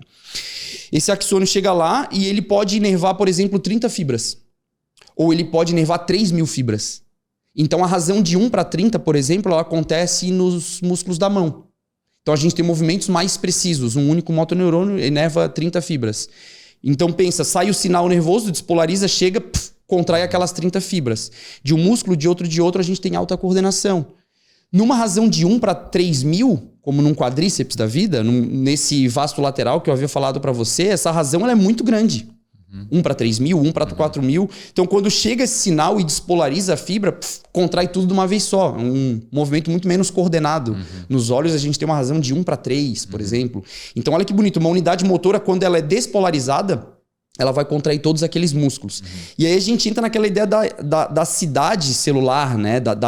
É como se fosse a analogia. Qual foi o professor mesmo? O Jason. O Jason veio e fez uma analogia maravilhosa, muito cara. Bom aquilo, a ideia da cidade, cara. Então, essas cidades, elas são diferentes, né? A gente tem, no caso das fibras do tipo 2, uma cidade com um aparato bioquímico, físico, diferente das cidades ou fibras do tipo 1, né? Inclusive, em termos de tamanho, é tudo muito interessante como acontece. Assim, eu gosto de fazer bastante uma analogia, até para o pessoal de casa entender como é que a macroestrutura do músculo indo para a microestrutura. Como é essa célula? Porque elas são inervadas por esses neurônios, né? Por esses motoneurônios. Imagina, Eslão, sabe aquele saco de espaguete? Um saquinho comprido de espaguete com um monte de espaguete dentro? Imagina a gente juntar vários sacos daqueles lá e envolver eles numa sacola. Essa sacola a gente chama de epimísio, no caso do músculo. Então é aquilo que separa um músculo do outro, né? É um tecido cartilaginoso, ele evita contato e excesso de atrito entre os músculos, entre os ossos. E aí a gente vai pegar um saco daqueles de macarrão, aquilo lá é considerado um fascículo. Dentro desse fascículo a gente tem um monte de macarrão. Esse macarrão aí é como se fosse uma fibra muscular. Então, olha a quantidade de fibra muscular que a gente tem. A fibra muscular, o macarrão, eu acho que sei lá, tem um milímetro, vamos chutar, divide esse milímetro em 100. Você tem o tamanho de uma fibra muscular. Então, a quantidade de fibra muscular em termos de tamanho para a gente entender, né? Uma quantidade grande de fibras musculares. Essa fibra muscular ela é super longa e ela tem dentro dela uma quantidade de miofibrilas muito grande. É como se eu dividisse mais ainda, em 1000. É na casa do micrômetro ali, 1 micrômetro. Algo nessa ordem aí. E olha só essa estrutura, como é que ela funciona bem. Dentro dessas miofibrilas, a gente tem uma organização de proteínas, tanto proteínas que têm propriedades contráteis, quanto proteínas que têm propriedades elásticas. O modelo mais recente é o modelo de deslizamento dos miofilamentos, né? Ele considera 3 proteínas principais, a actina, a miosina e a titina, que é uma propriedade elástica importante. A gente não vai conseguir fazer aqui só num curso mesmo, né? Como que esse sinal nervoso chega, a acetilcolina solta lá, e aí passa pelos túbulos T, do retículo sarcoplasmático sai um monte de cálcio e a gente consegue fazer a contração muscular, né? Nessa miofibrila, a gente tem sarcômeros em série. Então, cada unidade contrátil é um sarcômero. Vamos imaginar essa mesa aqui como um sarcômero? Então, você tem um lado do sarcômero, uma extremidade, e o outro lado. Imagina que a gente está conectado por uma corda nas nossas cadeiras. Eu e tu vamos pegar nessa corda. Quando o nosso amigo Gabriel, por exemplo, ele dá o sinal, é como se fosse o cálcio saindo do retículo sarcoplasmático e entrando naquela fibra lá e permitindo com que a gente fizesse essa pegada. Essa pegada são as cabeças de miosina, que pegam no filamento de actina, que é uma outra proteína. Então, é uma interação entre proteínas. Quando a gente pega, automaticamente a gente puxa. Então, é como se a gente aproximasse essas extremidades e encurtasse a fibra. Nesses sarcômeros todos em série, a fibra muscular encurta. Fazendo a contração. Exatamente, tá? E aí a beleza disso é enorme, porque essas fibras, como eu falava, elas têm miofibrilas com características diferentes, quantidades de mitocôndrias diferentes e outras propriedades aí. E isso é a contração muscular, se a gente pudesse pôr dessa forma assim. E aí depois, para ocorrer a descontração muscular, você precisa tirar aquele cálcio dali por uma bomba de cálcio. Por isso, quando a pessoa morre e essa bomba de cálcio não funciona porque não tem ATP, a pessoa ficou com aquele rigor mortis, né? Gênio, sabe tudo. Essa é a explicação do rigor mortis.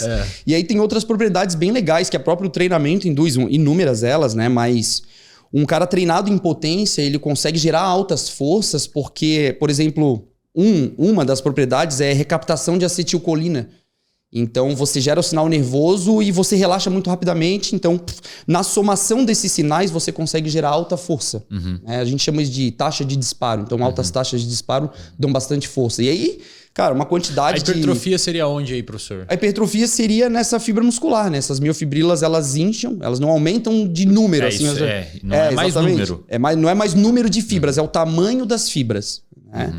Inclusive, em experimentos antigos, os caras faziam inervação cruzada, né? Então, eles pegavam, sei lá, uma amostra de um sartório de um rato ali, pegava a inervação de fibras do tipo 2, uma inervação mais robusta, e bota numa fibra do tipo 1 e ela começa a ganhar aquelas propriedades das fibras do tipo 2. É muito bonito. Né? No corpo, a gente não consegue fazer essa inervação cruzada. E por que a fase negativa do movimento, teoricamente, é mais importante para a hipertrofia?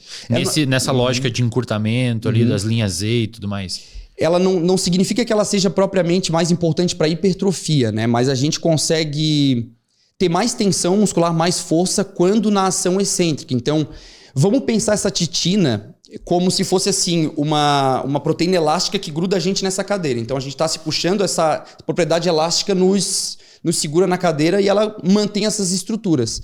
A titina... ela é uma proteína muito grossa, muito volumosa. É talvez a proteína mais pesada do corpo humano. Numa analogia, pega uma corda naval daquela, tá? Aquilo lá seria a titina. Sabe o que é a actina? É um fio daquela corda naval, para ter mais ou menos a ideia da proporção. Então, a gente, nessas propriedades elásticas da ação excêntrica, cara, a gente aguenta muita força, porque as proteínas elásticas, elas também têm bastante força para aguentar aquela ação, né? Aí, teoricamente...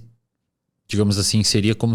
Não é necessariamente, então, que a fase negativa dá mais hipertrofia, que na verdade ela realiza mais trabalho. E ela, em princípio, geraria mais dano muscular. Né? Entendi. Hoje em dia não se associa tão facilmente assim, ou tão diretamente, que dano muscular infira ou resulte em hipertrofia. Né? A gente pensava mecanisticamente que uma desestruturação, uma desordenação dessa estrutura dessas proteínas advindas do treinamento de força, com o tempo e com a reestruturação, elas resultariam em hipertrofia, né? Mas hipertrofia tem outras tantas propriedades que aí a gente vai... aula que não seria propriamente o dano muscular que traria hipertrofia. Isso é um mito. Isso é bastante ensinado até, né?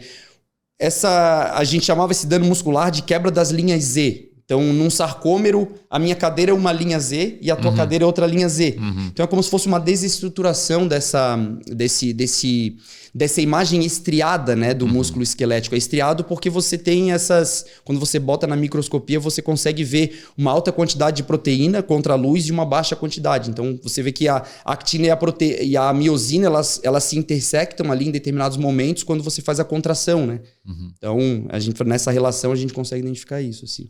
Professor, o treinamento neuromuscular é assim, é um outro mundo maravilhoso. A gente vai fazer mais pra frente, a gente faz um episódio sobre isso. Só sobre isso especificamente, sobre treinamento de força e que é muito interesse, né, de muita gente hoje em dia. Né? Que imagino que vai dar um episódio popular também só sobre isso, né? No sentido de prática de atividade física, de exercício físico e performance e saúde, qual que é... levando em consideração a fisiologia do exercício, que a gente tem vários marcadores interessantes, que a gente falou, lactato, VO2 e os caramba. Existe um critério objetivo para definir quando que passou da saúde e começou a ser performance? Saúde e performance, elas conseguem coexistir no mesmo indivíduo? Elas conseguem coexistir no mesmo indivíduo. Inclusive, é meio que uma lenda falar que performance atlética não significa saúde, né? Se você for olhar do ponto de vista de uma pessoa que planeja mal o treinamento e aí acaba incorrendo em mais lesão, talvez. Também existem diferenças gritantes entre modalidades, né? O fato é que a gente tem nesse gradiente entre saúde e performance algo muito próximo, no sentido de que as pessoas elas podem ter saúde treinando atleticamente, tentando buscar um semi-atleticismo ou ser atleta de determinada modalidade. A gente já consegue alcançar isso de maneira muito factível, porque a gente tem flexibilidade metabólica para isso. Nosso corpo responde a esses estímulos. Eu diria assim, de maneira simples, todo mundo pode virar um atleta. A gente tem inúmeros marcadores bioquímicos e fisiológicos que vão atestar para uma maior saúde ou uma menor saúde. Mas aí também são muitos deles, desde os bioquímicos até os morfofisiológicos, né? Adaptações na própria forma, adaptações no próprio funcionamento dos órgãos, enfim, né? E bioquimicamente a coisa fica mais complexa ainda, né? É o que tem mais se estudado hoje, né? A resposta ao exercício a nível molecular. Então, tem inúmeros marcadores, assim. Eu conheço alguns triatletas. Não consegue definir um. Entendeu? Sim, sim. Eu conheço alguns triatletas que treinam 7 vezes por semana, justamente porque os treinadores deles falam que, claro que talvez não seja o ano inteiro, mas dificilmente eles têm alguma rotina de descanso muito intensa, porque justamente devido a esses relógios e fitas cardíacas e sei lá o que, e bike com pedal medidor de potência e os caramba, dão tanta resposta e tanto dado que o treinador consegue entender exatamente quando ele pode mais, quando pode menos e ajustar um exercício físico, uma planilha, sem que o cara se lesione ou se machuque ou tenha overtraining. A quantidade de dados que é gerada hoje em dia, quase que instantaneamente. Você faz uma corrida com o Garmin, cara, todos os dados vão automaticamente para o Guto, ele consegue manejar essas variáveis no Training Peaks, ele vai ver velocidade média, distância percorrida, vai ver frequência cardíaca, cara. Ele dá até aclimatação para calor. Quando eu corro num dia muito quente, ele faz um cálculo com a minha frequência cardíaca e diz quanto que eu me adaptei. Maravilhoso, né? É muito louco, né? Lembra da aldosterona que eu falei para ti? Que ela, na verdade, ela faz uma espécie de preservação do equilíbrio hidroeletrolítico. Então, ela tenta manter a retenção desse sódio, né? Para você ter uma ideia do que a gente chama de aclimatação, que seria uma adaptação ao calor. Se você mudar de Floripa no inverno e for treinar no Quênia, calor lá de 30 graus para cima o ano inteiro, sei lá, entendeu? E na altitude. E na altitude ainda, a aclimatação seria essa adaptação ao calor. Quando você começa a se adaptar na primeira semana, assim, você perde cerca de 30 gramas de sódio num dia, talvez, de treinamento, né? Por dia. Considerando tudo que você sua mesmo não estando se exercitando. A aclimatação otimiza esse processo endócrino, principalmente da aldosterona, e ela faz com que você perca só 3 gramas por dia. Então o corpo, cara, ele se adapta ao ambiente externo, a qualquer tipo de estresse. O estresse ele não pode ser muito grande, né? Se for muito grande, o corpo vai precisar de mais tempo para se adaptar àquele estresse, mas ele vai se adaptar. Qualquer um é treinável, cara. Ô, professor, o que aconteceria se a gente pegasse no seu laboratório lá, cheio de equipamento, digamos que o Instituto Nacional de Saúde dos Estados Unidos aí te desse um edital de, sei lá, $1 milhão para você montar, $5 milhões para você montar o seu laboratório, e você tivesse a oportunidade de pegar um atleta de Ironman, por exemplo, de triatlon, logo depois da prova, assim, analisar o cara em termos bioquímicos, estaria quase como se fosse um cara passando fome, assim. É aquela, né? Você pega um Kipchoge depois de uma maratona e tá lá rindo, né? Mas é claro que depressão de glicogênio aconteceu, né? O uso desses estoques de gordura aconteceu. O cara vai estar numa situação de desidratação extrema, né? Caso não consiga fazer essa reposição dessa hidratação. Lesões nos tendões vão aparecer, lesões musculares vão aparecer nas musculaturas ativas. Tudo, cara. E outra, né?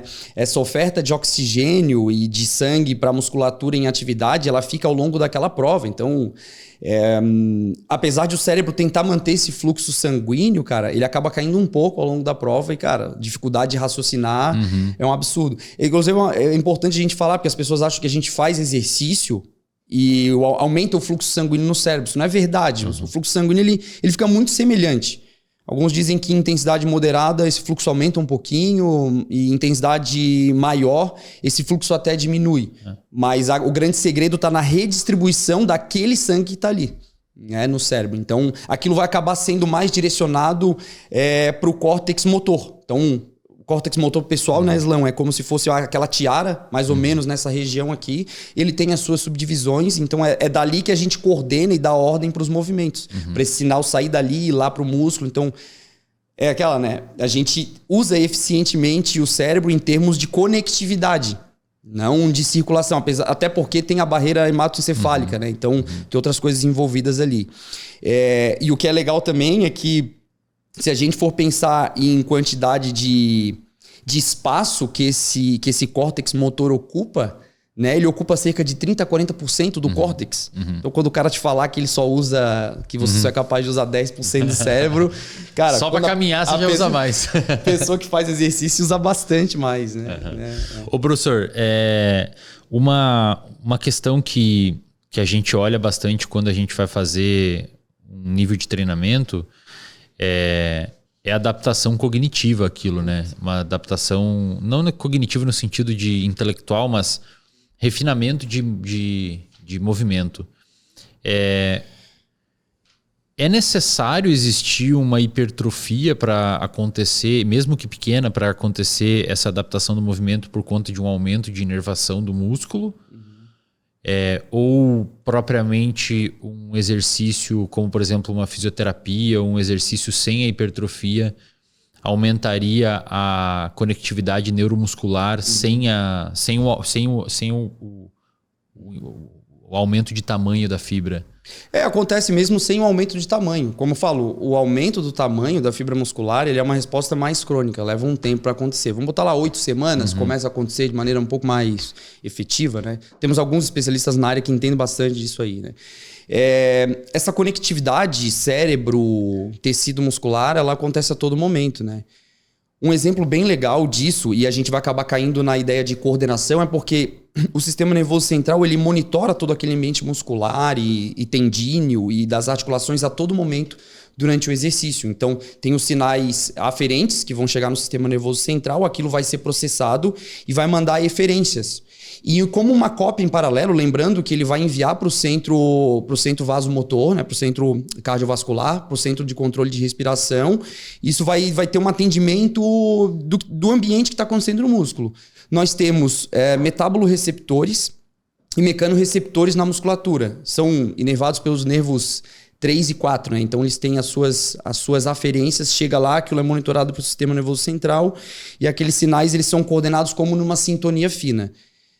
2 são os principais receptores que a gente põe assim no sistema muscular ali, no tecido muscular. O primeiro deles é o fuso muscular, né? E o segundo deles é o órgão tendinoso de Golgi. Um fica mais no músculo, o outro fica mais no tendão. O fuso muscular ele é capaz de identificar qualquer tipo de alongamento no músculo. Então, identificou um determinado alongamento no músculo, eu vou sinalizar numa sintonia fina para contrair. Imagina que eu pego o livro Comporte-se, né? Pega lá o livro do... Como é que é o nome do autor Sapolsky. mesmo? Do Sapolsky. Um calhamaço, né? Eu tenho ele físico, tô criando coragem para começar a ler. Bacana, você vai curtir. Vou curtir? Pesadão. Eu peço para tu fechar o olho, tu tá com a mão sem o livro, eu vou lá e boto o livro em cima da tua mão. Então agora imagina, você recebe esse peso e logo você reajusta. O fuso muscular faz isso. Ele identifica aquele leve alongamento, no caso aqui do bíceps, né? Braquial, e ele reajusta para você manter o equilíbrio. É um ajuste fino, não deixa de ser coordenação. A gente chama isso de propriocepção. É como uma percepção de você mesmo, das articulações dos músculos. E no caso do órgão tendinoso de Golgi, ele fica mais ou menos ali nos tendões. Então, qualquer tipo de estiramento excessivo nos tendões, de tensão excessiva, a gente vai tirar a tensão muscular para proteger o tendão. Isso também acontece, né? Uma resposta que é comum é o reflexo patelar. A gente dá aquela batidinha na patela e a gente contrai a musculatura, né? Sente aquela tensão e contrai ou tira. Então, essa coordenação acontece a todo momento.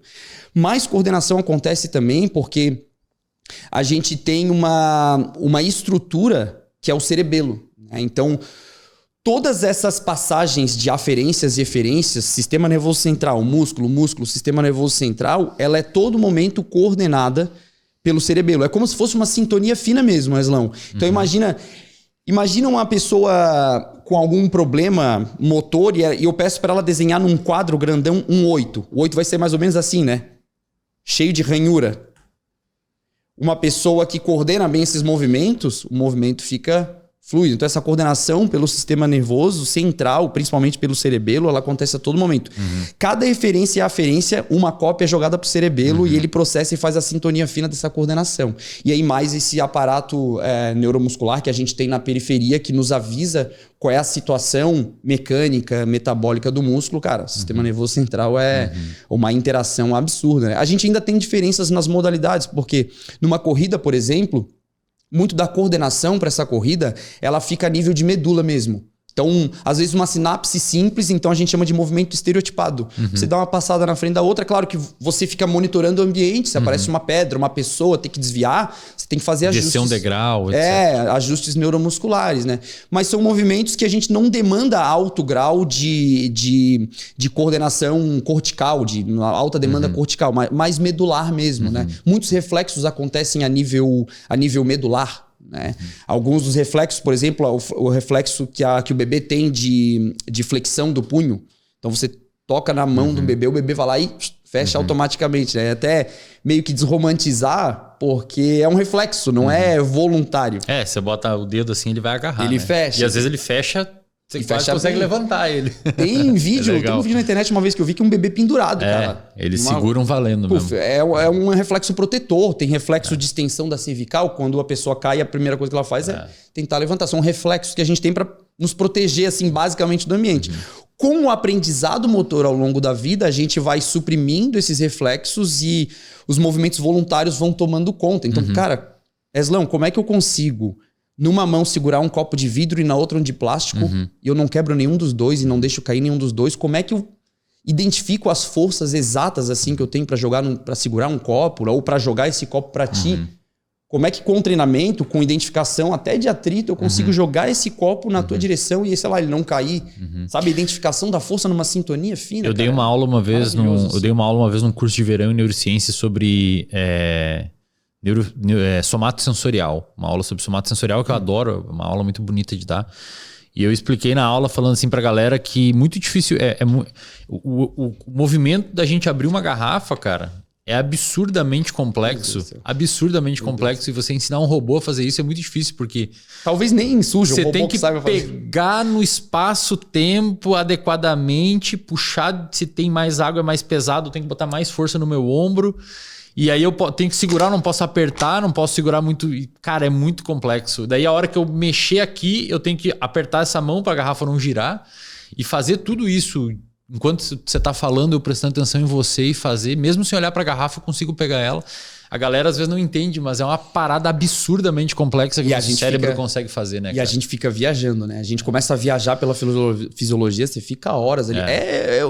Assim, a pessoa deter esse aparato neuromuscular, fisiológico e não usar é um contrassenso evolutivo até. É por isso que dá muito problema, né? Que é o que a gente chama de incompatibilidade evolutiva. E aí a gente entra em todas as doenças. E aí, é claro, muitas das doenças são de fato incompatibilidades evolutivas, né? Então, pode discorrer sobre isso aí. Também fenomenal. Tem muito antropologista que estuda isso. Um dos que mais estuda é o Daniel Lieberman. Já leu algum livro dele? Eu já ouvi vários temas dele, assim, mas nunca me aprofundei em nada. Esse cara é sensacional. Eu já li todos os livros dele. Você tem algum específico para indicar aí dele? Exercizados. Exercizados. Vamos botar... Seria a tradução em português meio chula, assim, né? Tem em português? Exercised. Eu acho que não tem em português ainda. Eu acho que ainda não tem em português. Esse é um livro que tem que ser lido. Qual que é a parada do livro? O que ele... Primeira das coisas que ele trata o termo exercised, ou então exercizados, como se fosse o seguinte. Hoje a gente meio que medicalizou o exercício. Então, você carece de saúde orgânica, você precisa prescrever determinada quantidade de exercício. Pode crer. E aquilo foi realmente patologizado, seria a palavra, ou medicalizado, o exercício como uma bula, uma prescrição para alcançar determinado desfecho de saúde ou de desempenho e tudo mais. E aí ele faz uma comparação bem legal. Tem um dos vídeos que eu faço no Instagram que eu tento explicar isso. Assim, imagina a gente pegar um sapiens ancestral, vou lá na África Oriental e pego uns Hadza lá e cato e vem pra cá pra Floripa. Vamos levar na Ironberg. O cara vai raciocinar aquilo como? Assim, por que as pessoas estão puxando peso gratuitamente? Por que elas estão correndo numa esteira, estacionadas no mesmo lugar? O que é isso aqui? É um espaço de tortura? Que evolutivamente é um contrassenso você gastar energia. Você nunca vai encontrar um Hadza gastando 500 quilocalorias por dia. O gasto médio deles é 300, 350 eles fazem o que precisa e descansam, né, cara? O gasto energético seria um contrassenso evolutivo. Agora, evolutivamente, a gente também não tem um histórico assim de excesso de disponibilidade energética, né? Então, a partir da década de 80, foi bizarra a quantidade de alimentos ultraprocessados. Acho que o Lincoln fala sobre isso num vídeo muito legal, assim.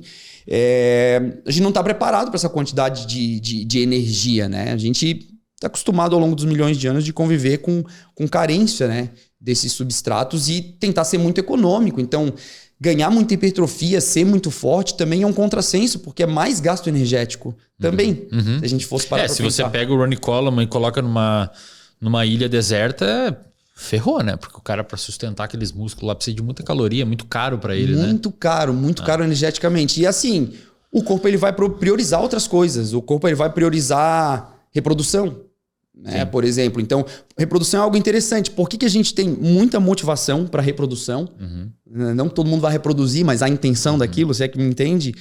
E a gente se motiva muito fortemente para isso, por estruturas neuronais e neurofisiológicas, mas nem todas as pessoas se motivam da mesma forma, no mesmo grau, a sair do sofá. É muito interessante a gente tentar entender por que esse tipo de coisa acontece, né? E aí tem relações importantes, aí entra hipocampo, córtex pré-frontal e como é que isso se relaciona com o exercício em si, né? A evolução, ela na verdade, em termos de reprodução, ela faz um trade-off, que a gente chama, que é uma troca, né? Ela vai desperdiçar energia momentaneamente, no curto prazo, para aquela intenção específica, né? Mas o treinamento e o exercício seria um desperdício de energia a longo prazo. Alguns chamam de hormese, né? Como se fossem pequenas doses ao longo do tempo, gerando adaptações. Como elas acontecem ao longo do tempo, no curto prazo a gente não consegue identificar neurofisiologicamente, o corpo não identifica. Então a gente talvez não veja sentido naquilo. E aí ele começa falando meio que no livro assim, ser inativo é o mais compatível com a evolução. Só que não completamente inativo. Eu não estou falando ficar sedentário jogado num sofá. Até porque o nível de atividade desses indivíduos, desses sapiens ancestrais, enfim, era um nível de atividade alto, assim. Tinha bastante caminhada. 10, 12 quilômetros por dia, cara. Os Hadza tem... Para quem não sabe quem são os Hadza, acho que são os últimos caçadores-coletores existentes hoje. Eles são... que chamam de semi-caçadores-coletores porque eles utilizam algumas coisas do mundo ocidental, digamos assim. Eu vi um Hadza com uma foto com um quadriciclo e um arco e flecha. Isso aí eu não vi. Eu sei que eles utilizam em algumas aldeias um tipo de tapioca, tipo uma farinha de tapioca, que eles aceitam consumir e é industrializado, eles compram no mercado aquilo, vem no saquinho. E em tempos de muita dificuldade de caça, eles dão para a tribo aquilo. E eu sei que eles também utilizam plástico, coisa que os nossos ancestrais não utilizavam. Nem esse tipo de farinha comprada no supermercado, nem plástico, né? Não tinha para estocar água, eles usam. Agora, felizmente, eles são muito abertos a pesquisadores irem lá, tanto documentar o dia a dia deles, quanto fazer estudos. Então, teve um grupo de pesquisa que utilizou os relógios com GPS e colocou lá no monte de Hadza, principalmente os homens, que é os que saem caçar. E justamente eles viram isso, que a média de caminhada diária deles é 12 a 15 km. Por aí. Quem caminha hoje era 12 a 15 km. Pô, é isso aí. E era assim, cara, eles saíam por volta das 5 da manhã caçar, com um monte de cachorro, arco e flecha, em bando. E era bem esse tipo de... É engraçado porque exatamente isso que acontece. Eles saíam em bando, caçavam o bicho caminhando, horrores, e o bicho se esconde, eles vão e eles tacam fogo embaixo para fumar, se o bicho sai, eles vão atrás até que o bicho cansa. E aí eles pegam, caçam o bicho, os cachorros vão de atrás, que provavelmente houve uma domesticação ali junto, né, dos lobos com a caçada. E eles fazem isso por volta das 10, 11 da manhã, eles voltam pro acampamento e ficam em volta de uma fogueira, embaixo de uma árvore, descansando, cara. Dão uma dormidinha. Final do dia, às vezes, eles saem de novo. Mas é justamente isso. Eles não vão dar uma corrida. Agora eu vou dar uma corrida. Porque eles, teoricamente, já fizeram isso. Exatamente, né? Já gastaram. É por isso que você fala que a gente não evoluiu para fazer exercício, mas nós sobrevivemos com o exercício? Sobrevivemos com o exercício. Se a gente for pensar, essas demandas, esses estresses externos, em última instância, eles são respondidos com o movimento, né? Então você precisa estar apto a responder. Enfim... ter que se afastar de um carro ou fugir de algum perigo eminente. Imagina o Weslão passeando com cheddar no parque. Eu acho que isso nem acontece com um cachorro quando seria mais, mas vamos dar um exemplo. Tá passeando com um cachorro no parque, tá gastando uma determinada quantidade de energia, né? O teu corpo ele tá dando conta daquela demanda de oxigênio. Aí aparece um pitbull e começa a correr atrás de vocês. A flexibilidade metabólica tem que dar conta de responder. Então a carga enérgica vai tomar conta, vai ter que gastar energia para sobrevivência, né? Então é muito difícil você pegar assim... Eu tô indo para uma academia gastar energia para sobreviver, eu tô indo pelo motivo muitas vezes da estética. E aquilo acontece no longo prazo, e as pessoas querem no curto prazo. E aí naquele jogo ali... Pensa assim, Eslão. Pode chamar de Eslão? Claro, pô. Já tô íntimo do Eslão aqui.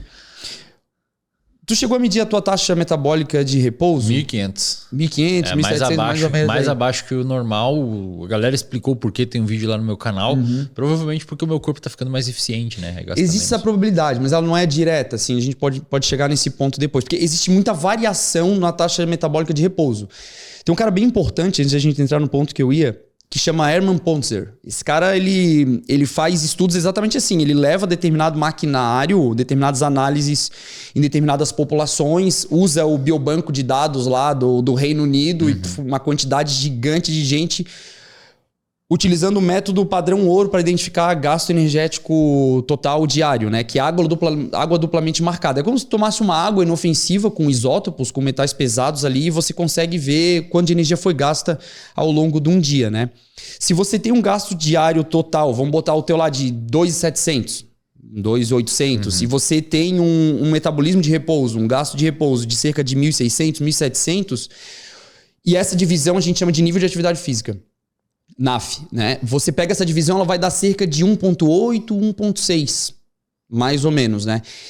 O caçador-colhedor típico, ele fica mais ou menos nessa faixa, né? Mais ou menos nessa faixa. Sabe quanto tempo um sedentário precisa de exercício para chegar nessa compatibilidade evolutiva? 40, 60 minutos de caminhada por dia. Não precisa dos 12 quilômetros. Ele já chega muito próximo desse nível de atividade física. Então, a gente até fala assim, né? Evoluímos durante milhões de anos para hoje a gente desperdiçar essa eficiência sentado num sofá. A gente foi feito para se mover e sobreviveu por causa disso também, né? Tanto é que se você vai ver o número de neurônios no cérebro, eu não sei se você já viu essa relação, se você for olhar o cérebro inteiro de um sapiens, a gente, obviamente... Quando a gente fala de comportamento, a gente fala de áreas como córtex pré-frontal, córtex de uma maneira geral e áreas do sistema límbico, mas em termos absolutos, a grande maior parte dos neurônios estão no cerebelo. Porque nós somos um organismo de movimento, cara. Por isso que a nossa maior parte dos neurônios estão lá. Em movimento a todo momento. É todo dobradiça e pega, empurra, puxa, sobe. A gente é feito para se movimentar. O movimento é maravilhoso, realmente. A gente é feito para se movimentar. Uma outra parada desses Hadza, cara... É que eles mediram o sono deles. Nenhum dorme mal, cara. Eles dormem por volta das 9h30, 10 da noite. Acordam por volta das 4h50. Dão uma cochiladinha à tarde. Tudo dentro do que é esperado. Nenhum é obeso. Nenhum tem desnutrição. Então... Inclusive, quando eles fazem pesquisa com aquelas populações Amish... Nos Estados Unidos. Esse eu não conheço. Conhece os caras que usam um chapeuzinho, um terno, carroça pra cima e pra baixo? São determinadas localidades ou comunidades que vivem ao estilo pré-industrial. Então, sem luz elétrica. Entendi. Então, vive na raiz mesmo. Os caras são raiz mesmo. Você também não encontra obesidade, não encontra diabetes, síndrome metabólica, hipertensão arterial, doença cardiovascular, não se morre muito disso. Inclusive, com os caçadores-coletores da mesma forma. A gente... tenta entender isso como incompatibilidades evolutivas, porque a gente não identifica essas doenças da modernidade nesses indivíduos que vivem dessa forma. Então, sono é um dos pilares, né? Tu gosta bastante de estudar sono, eu também. Cara, tem muita coisa legal saindo na ciência do exercício sobre isso. O Sapolsky, ele tem um outro livro chamado Por que Zebras Não Têm Úlcera? Bom. Que eu acho que é um dos livros que levou ele assim para ser conhecido. Ele estudou, o core da pesquisa científica dele é com babuíno na África. Ele é professor de Stanford, mas acho que 2 vezes por ano ele vai para a África estudar babuíno. E numa população de babuínos na África, ele identificou que os babuínos viviam numa região onde não tinha predador e tinha disponibilidade de alimento e água à vontade. Então meio que os babuínos não tinham muito o que fazer, entendeu? E aí ele começou a perceber que os babuínos estavam desenvolvendo úlcera por ter que por justamente estar num lugar muito confortável. E aí ele descreveu, acho que é Memórias de Primatum, que ele explica especificamente sobre a viagem dele à África, as viagens à África, mas tem também esse Por que Zebras Não Têm Úlcera, onde ele argumenta que a nossa capacidade de responder ao estresse ela é bastante orquestrada em nível endocrinológico, desde os caras que estudaram isso inicialmente, como Rancelier, a galera toda. E aí ele fala que a gente deveria ter essa resposta ao estresse eliciada frente a um contexto muito específico de estresse e depois se desliga todo esse maquinário. E hoje a gente... Porque o estresse ele não é ruim. Quando no local correto, ele é necessário pra gente sobreviver. Agora a gente fica em casa estressado o dia todo no sofá. Como se tivesse um leão correndo atrás da gente. E aí ele explica que isso vem uma incompatibilidade evolutiva. Então é verdade que talvez o principal fator de risco para desenvolvimento de depressão é estresse, né, cara? Estresse crônico. É engraçado você falar em Rancelier, porque praticamente toda a teoria do treinamento esportivo foi construída em cima daquelas ideias de que você recebe um estresse, é uma quebra da homeostase, né? Então desce no gráficozinho lá, e você vai se der o tempo para adaptação, o tempo de recuperação após uma sessão de treinamento, você consegue recuperar e até fazer uma supercompensação. Quando você vai seguindo nessas sessões de exercício ao longo do tempo, essas adaptações elas vão subindo e aí a gente ganha, né, um determinado ajuste para determinadas variáveis. Frequência cardíaca de repouso, aparato neuromuscular, força, quantidade de fibras, enfim, né? É algo muito interessante. A Raquel veio aqui, cara, a Raquel Castanharo, falar de corrida e ela falou uma parada legal, até que você comentou da medicalização do exercício, né? Ela falou que, infelizmente, no aspecto de corrida, tem muita... Ela não falou com essas palavras, mas é muita firula, sabe? Quando, na verdade, é um comportamento relativamente natural, que deve ter alguns cuidados, mas não é tão complicado de fazer quanto muita gente coloca. O que tem hoje, assim, em termos de exercício, eu sei que é um nicho com bastante falcatrua, digamos assim, mas existe uma... E aí não precisa citar nomes nem nada, mas existe uma... Na sua perspectiva, assim, existe uma complicação muito grande do que é exercício físico que você julga que pode eventualmente afastar as pessoas de fazer?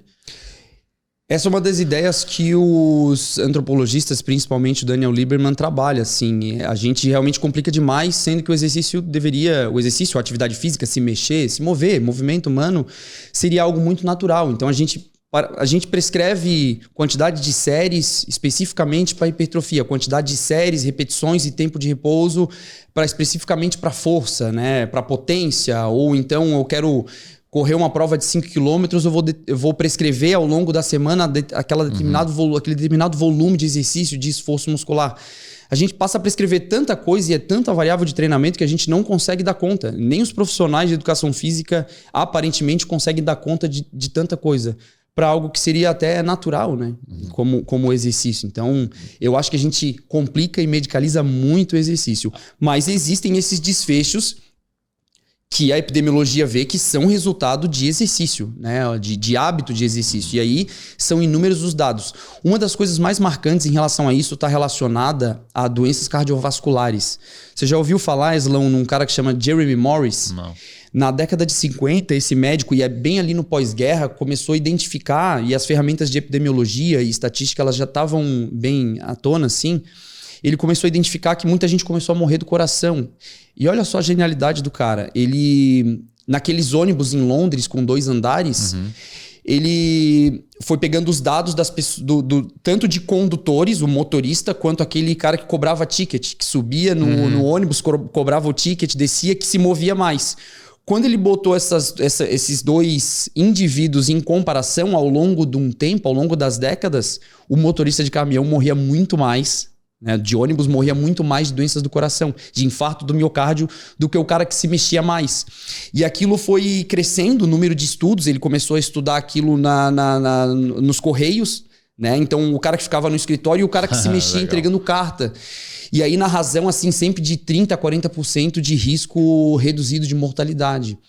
Na década de 60... veio um outro pesquisador chamado Ralph Pfaffenberger, e aí ele começou a fazer mais ou menos a mesma coisa com um número maior de indivíduos, identificando dosagem de exercício, relacionando a quantidade de exercício, de atividade física que a pessoa praticava com índices de mortalidade. Então, o idoso que começava a praticar tardiamente reduzia o risco de mortalidade em 50% em termos epidemiológicos, olhando esses dados e fazendo essas associações, né? Então, foi gritante isso apareceu como uma grande modificação de entendimento de que exercício é saúde, porque ainda é doenças que mais matam a população, as doenças cardiovasculares. Isso foi sendo estudado ao longo do tempo. E aí entra o Dr. Kenneth Cooper no Cooper Dallas Clinics, né, que é uma clínica em Dallas que eles pegam as pessoas, avaliam o consumo máximo, avaliam hábitos de vida, se fuma, se tem diabetes, se morreu daqui a tantos anos. Os caras pegam na casa assim de 100 mil pessoas e começam a avaliar aquilo. Aí identifica que, o Stephen Blair é um dos caras ícones aí nessa área, ele fala assim, inatividade física é o principal culpado de morte do século XXI. Quando você pega fumo, obesidade, diabetes, hipertensão, que são as mais comuns, e soma elas em termos estatísticos, a inatividade física continua sendo a maior culpada por mortalidade, por todas as causas, e mortalidade cardiovascular. Você pega 2 indivíduos com obesidade, um mais ativo e um menos ativo, o mais ativo morre 2 vezes menos. Então, essas diferenças começaram a aparecer e os estudos até hoje estão atrás disso aí, de identificar isso. Será que o ser humano se mexe mais? E aí, como um paradoxo, aquele pesquisador, o Hermann Pontzer, ele identificou que as pessoas no mundo moderno, elas talvez se mexam tanto quanto as tribos ancestrais. E olha só que loucura, em termos de gasto energético, né?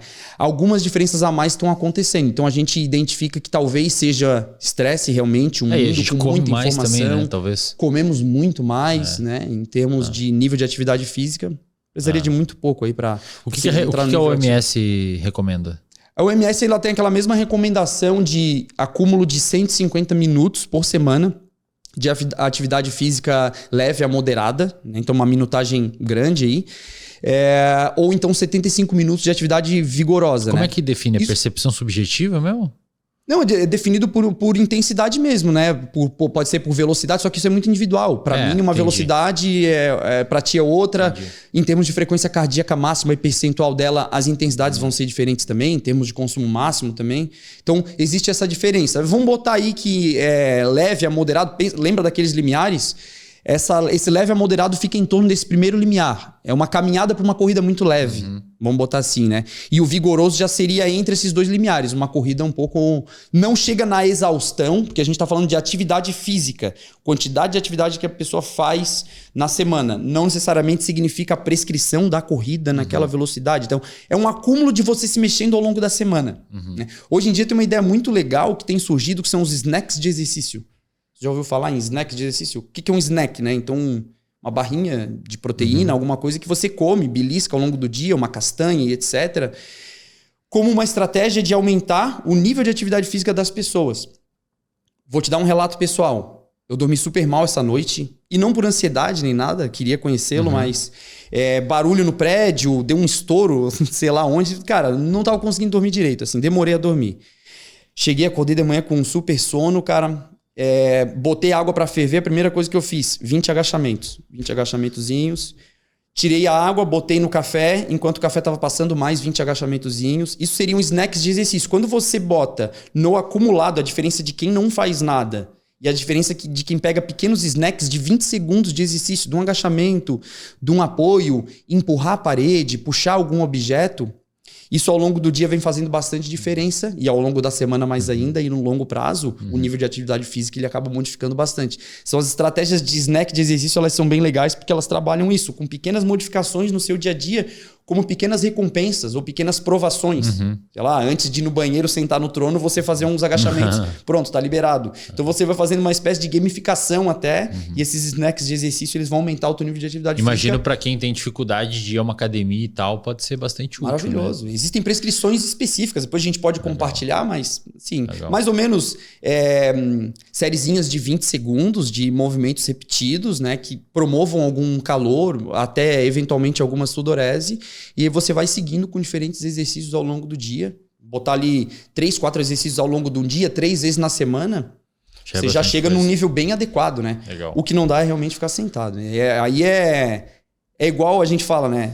Bioenergética é oxidação. Oxidação de substratos e botar fósforo nos ADP e fosforilar e etc. Nesse processo, a gente sedentário é igual uma fruta oxidando. Em contato com oxigênio, aquela oxidação vai acontecer, ela vai apodrecer. No corpo é a mesma coisa. Então, cara, faz esse oxigênio girar aí, o sangue junto, porque ficar parado é apodrecer, basicamente. E é legal que todo professor que eu trago aqui, desde o que fala sobre câncer até o que fala sobre exercício, sugere exatamente a mesma coisa. Mais ou menos isso aí. Diga, pode dizer. Dentro dessas incompatibilidades, algumas coisas surgem também. Então, pense em qualquer tipo de doença, assim. Pega diabetes, pega hipertensão, elas são basicamente inexistentes, cara. Nas tribos de caçadores-coletores, não estão presentes. A única coisa que tem é uma espécie de fibrose que foi identificada até em múmia, assim, sabe? Como uma placa de ateroma, a aterosclerose e tal, ela chega no coração e às vezes essa fibrose ela pode atingir uma carótida, que é uma artéria do coração muito mais sensível, bloquear e dar um infarto do miocárdio, né? E essa preparação ela tem que vir ao longo do tempo. A pessoa não pode querer cobrir uma longa distância, uma alta intensidade em pouco espaço de tempo. Agora, em junho, Wesley, morreu um garoto de 26 anos numa corrida que foi promovida por um influencer aí. Eu estou ligado. Quem é? E aí ela ficou intitulada como a pior corrida da sua vida. Pelo menos foi a pior e a última, né? Inclusive, porque... O objetivo era... Eu não sei muito bem exatamente. Eu ouvi falar, mas eu não sei. Ele estava se propondo a correr 42? Parece que o evento era menos de uma meia maratona e aí no dia do evento decidiram mudar e abrir para maratona. E o garoto se desafiou e foi indo. E aí tem várias explicações, mas aconteceu o infarto do miocárdio e o garoto veio a falecer. Quantidade de oxigênio que passa pelo seu corpo é gigantesca e o oxigênio é agressor. Se a gente não souber metabolicamente manejar esse estresse... Aquela curva que você falou ali do Hanselia tem que ser respeitada. Tem que dar o estímulo, esperar voltar, dar o estímulo, esperar voltar... Que aí a longo prazo você vai construindo. No caso do equilibrista, um monte de urubu e águia tomaram conta e o cara caiu da corda. Né? Mais ou menos isso. Assim. Legal. Professor, como é que a galera consegue te encontrar aí nas suas redes? Pessoal que quer te procurar. Assim como tu me encontrou, né, Slão? Tá lá Prof. Gui Fretia. Né? A gente no tá Instagram? fazendo. No Instagram, a gente tá fazendo um trabalho de divulgação científica. A gente tem bastante trabalho na universidade, né? Coordenando estágios. Então, agradecimento ao Guto aí também por ter aparecido aí como um campo de estágio nosso, ali na UDESC, uma universidade estadual. Gratuita e de altíssima qualidade, com ótimos professores. Hoje em dia, a minha meta é compartilhar conhecimento. É claro que aqui, Slão, a gente não consegue dar conta de todas as informações. Claro. Professor, né, meu amigo? Sabe, Aslão, se tu olhar a minha quantidade de anotação aqui que eu queria passar, mas a gente tem que deixar a fala simples e tentar motivar as pessoas a aqui, deixa acontecer, leva ao longo prazo. Tem uma frase do Usain Bolt que ele fala assim, cara, eu treinei durante 4 anos para correr 9 segundos. As pessoas treinam 2 meses e desistem. Vamos dar tempo ao tempo, com prescrição, com gente competente ao seu lado. O seu corpo vai responder como responde a qualquer estresse. Mas no caso do exercício, você vai se tornar um ser muito mais apto e mais compatível evolutivamente. Exatamente. Vamos fazer um mais pra frente sobre treinamento de hipertrofia, só para desvendar também as paradas aí. Acho que vai ser interessante. Estou à disposição, meu amigo. Obrigado, prazer enorme ter te conhecido. Parabéns pelo teu trabalho. Sou teu fã desde o início. Legal. De verdade. E agora assinante do RD. Quando a RD precisar de aula, tamo aí também. A gente tem muita coisa para compartilhar. Legal, maravilha. Pessoal, muito obrigado pela sua presença. O clichê é verdadeiro. Compartilhe e curta aqui esse episódio, porque assim você dá um reforço para o algoritmo e para nós aqui a continuar produzindo esse conteúdo também. Fechou? Nos vemos no próximo episódio e até lá.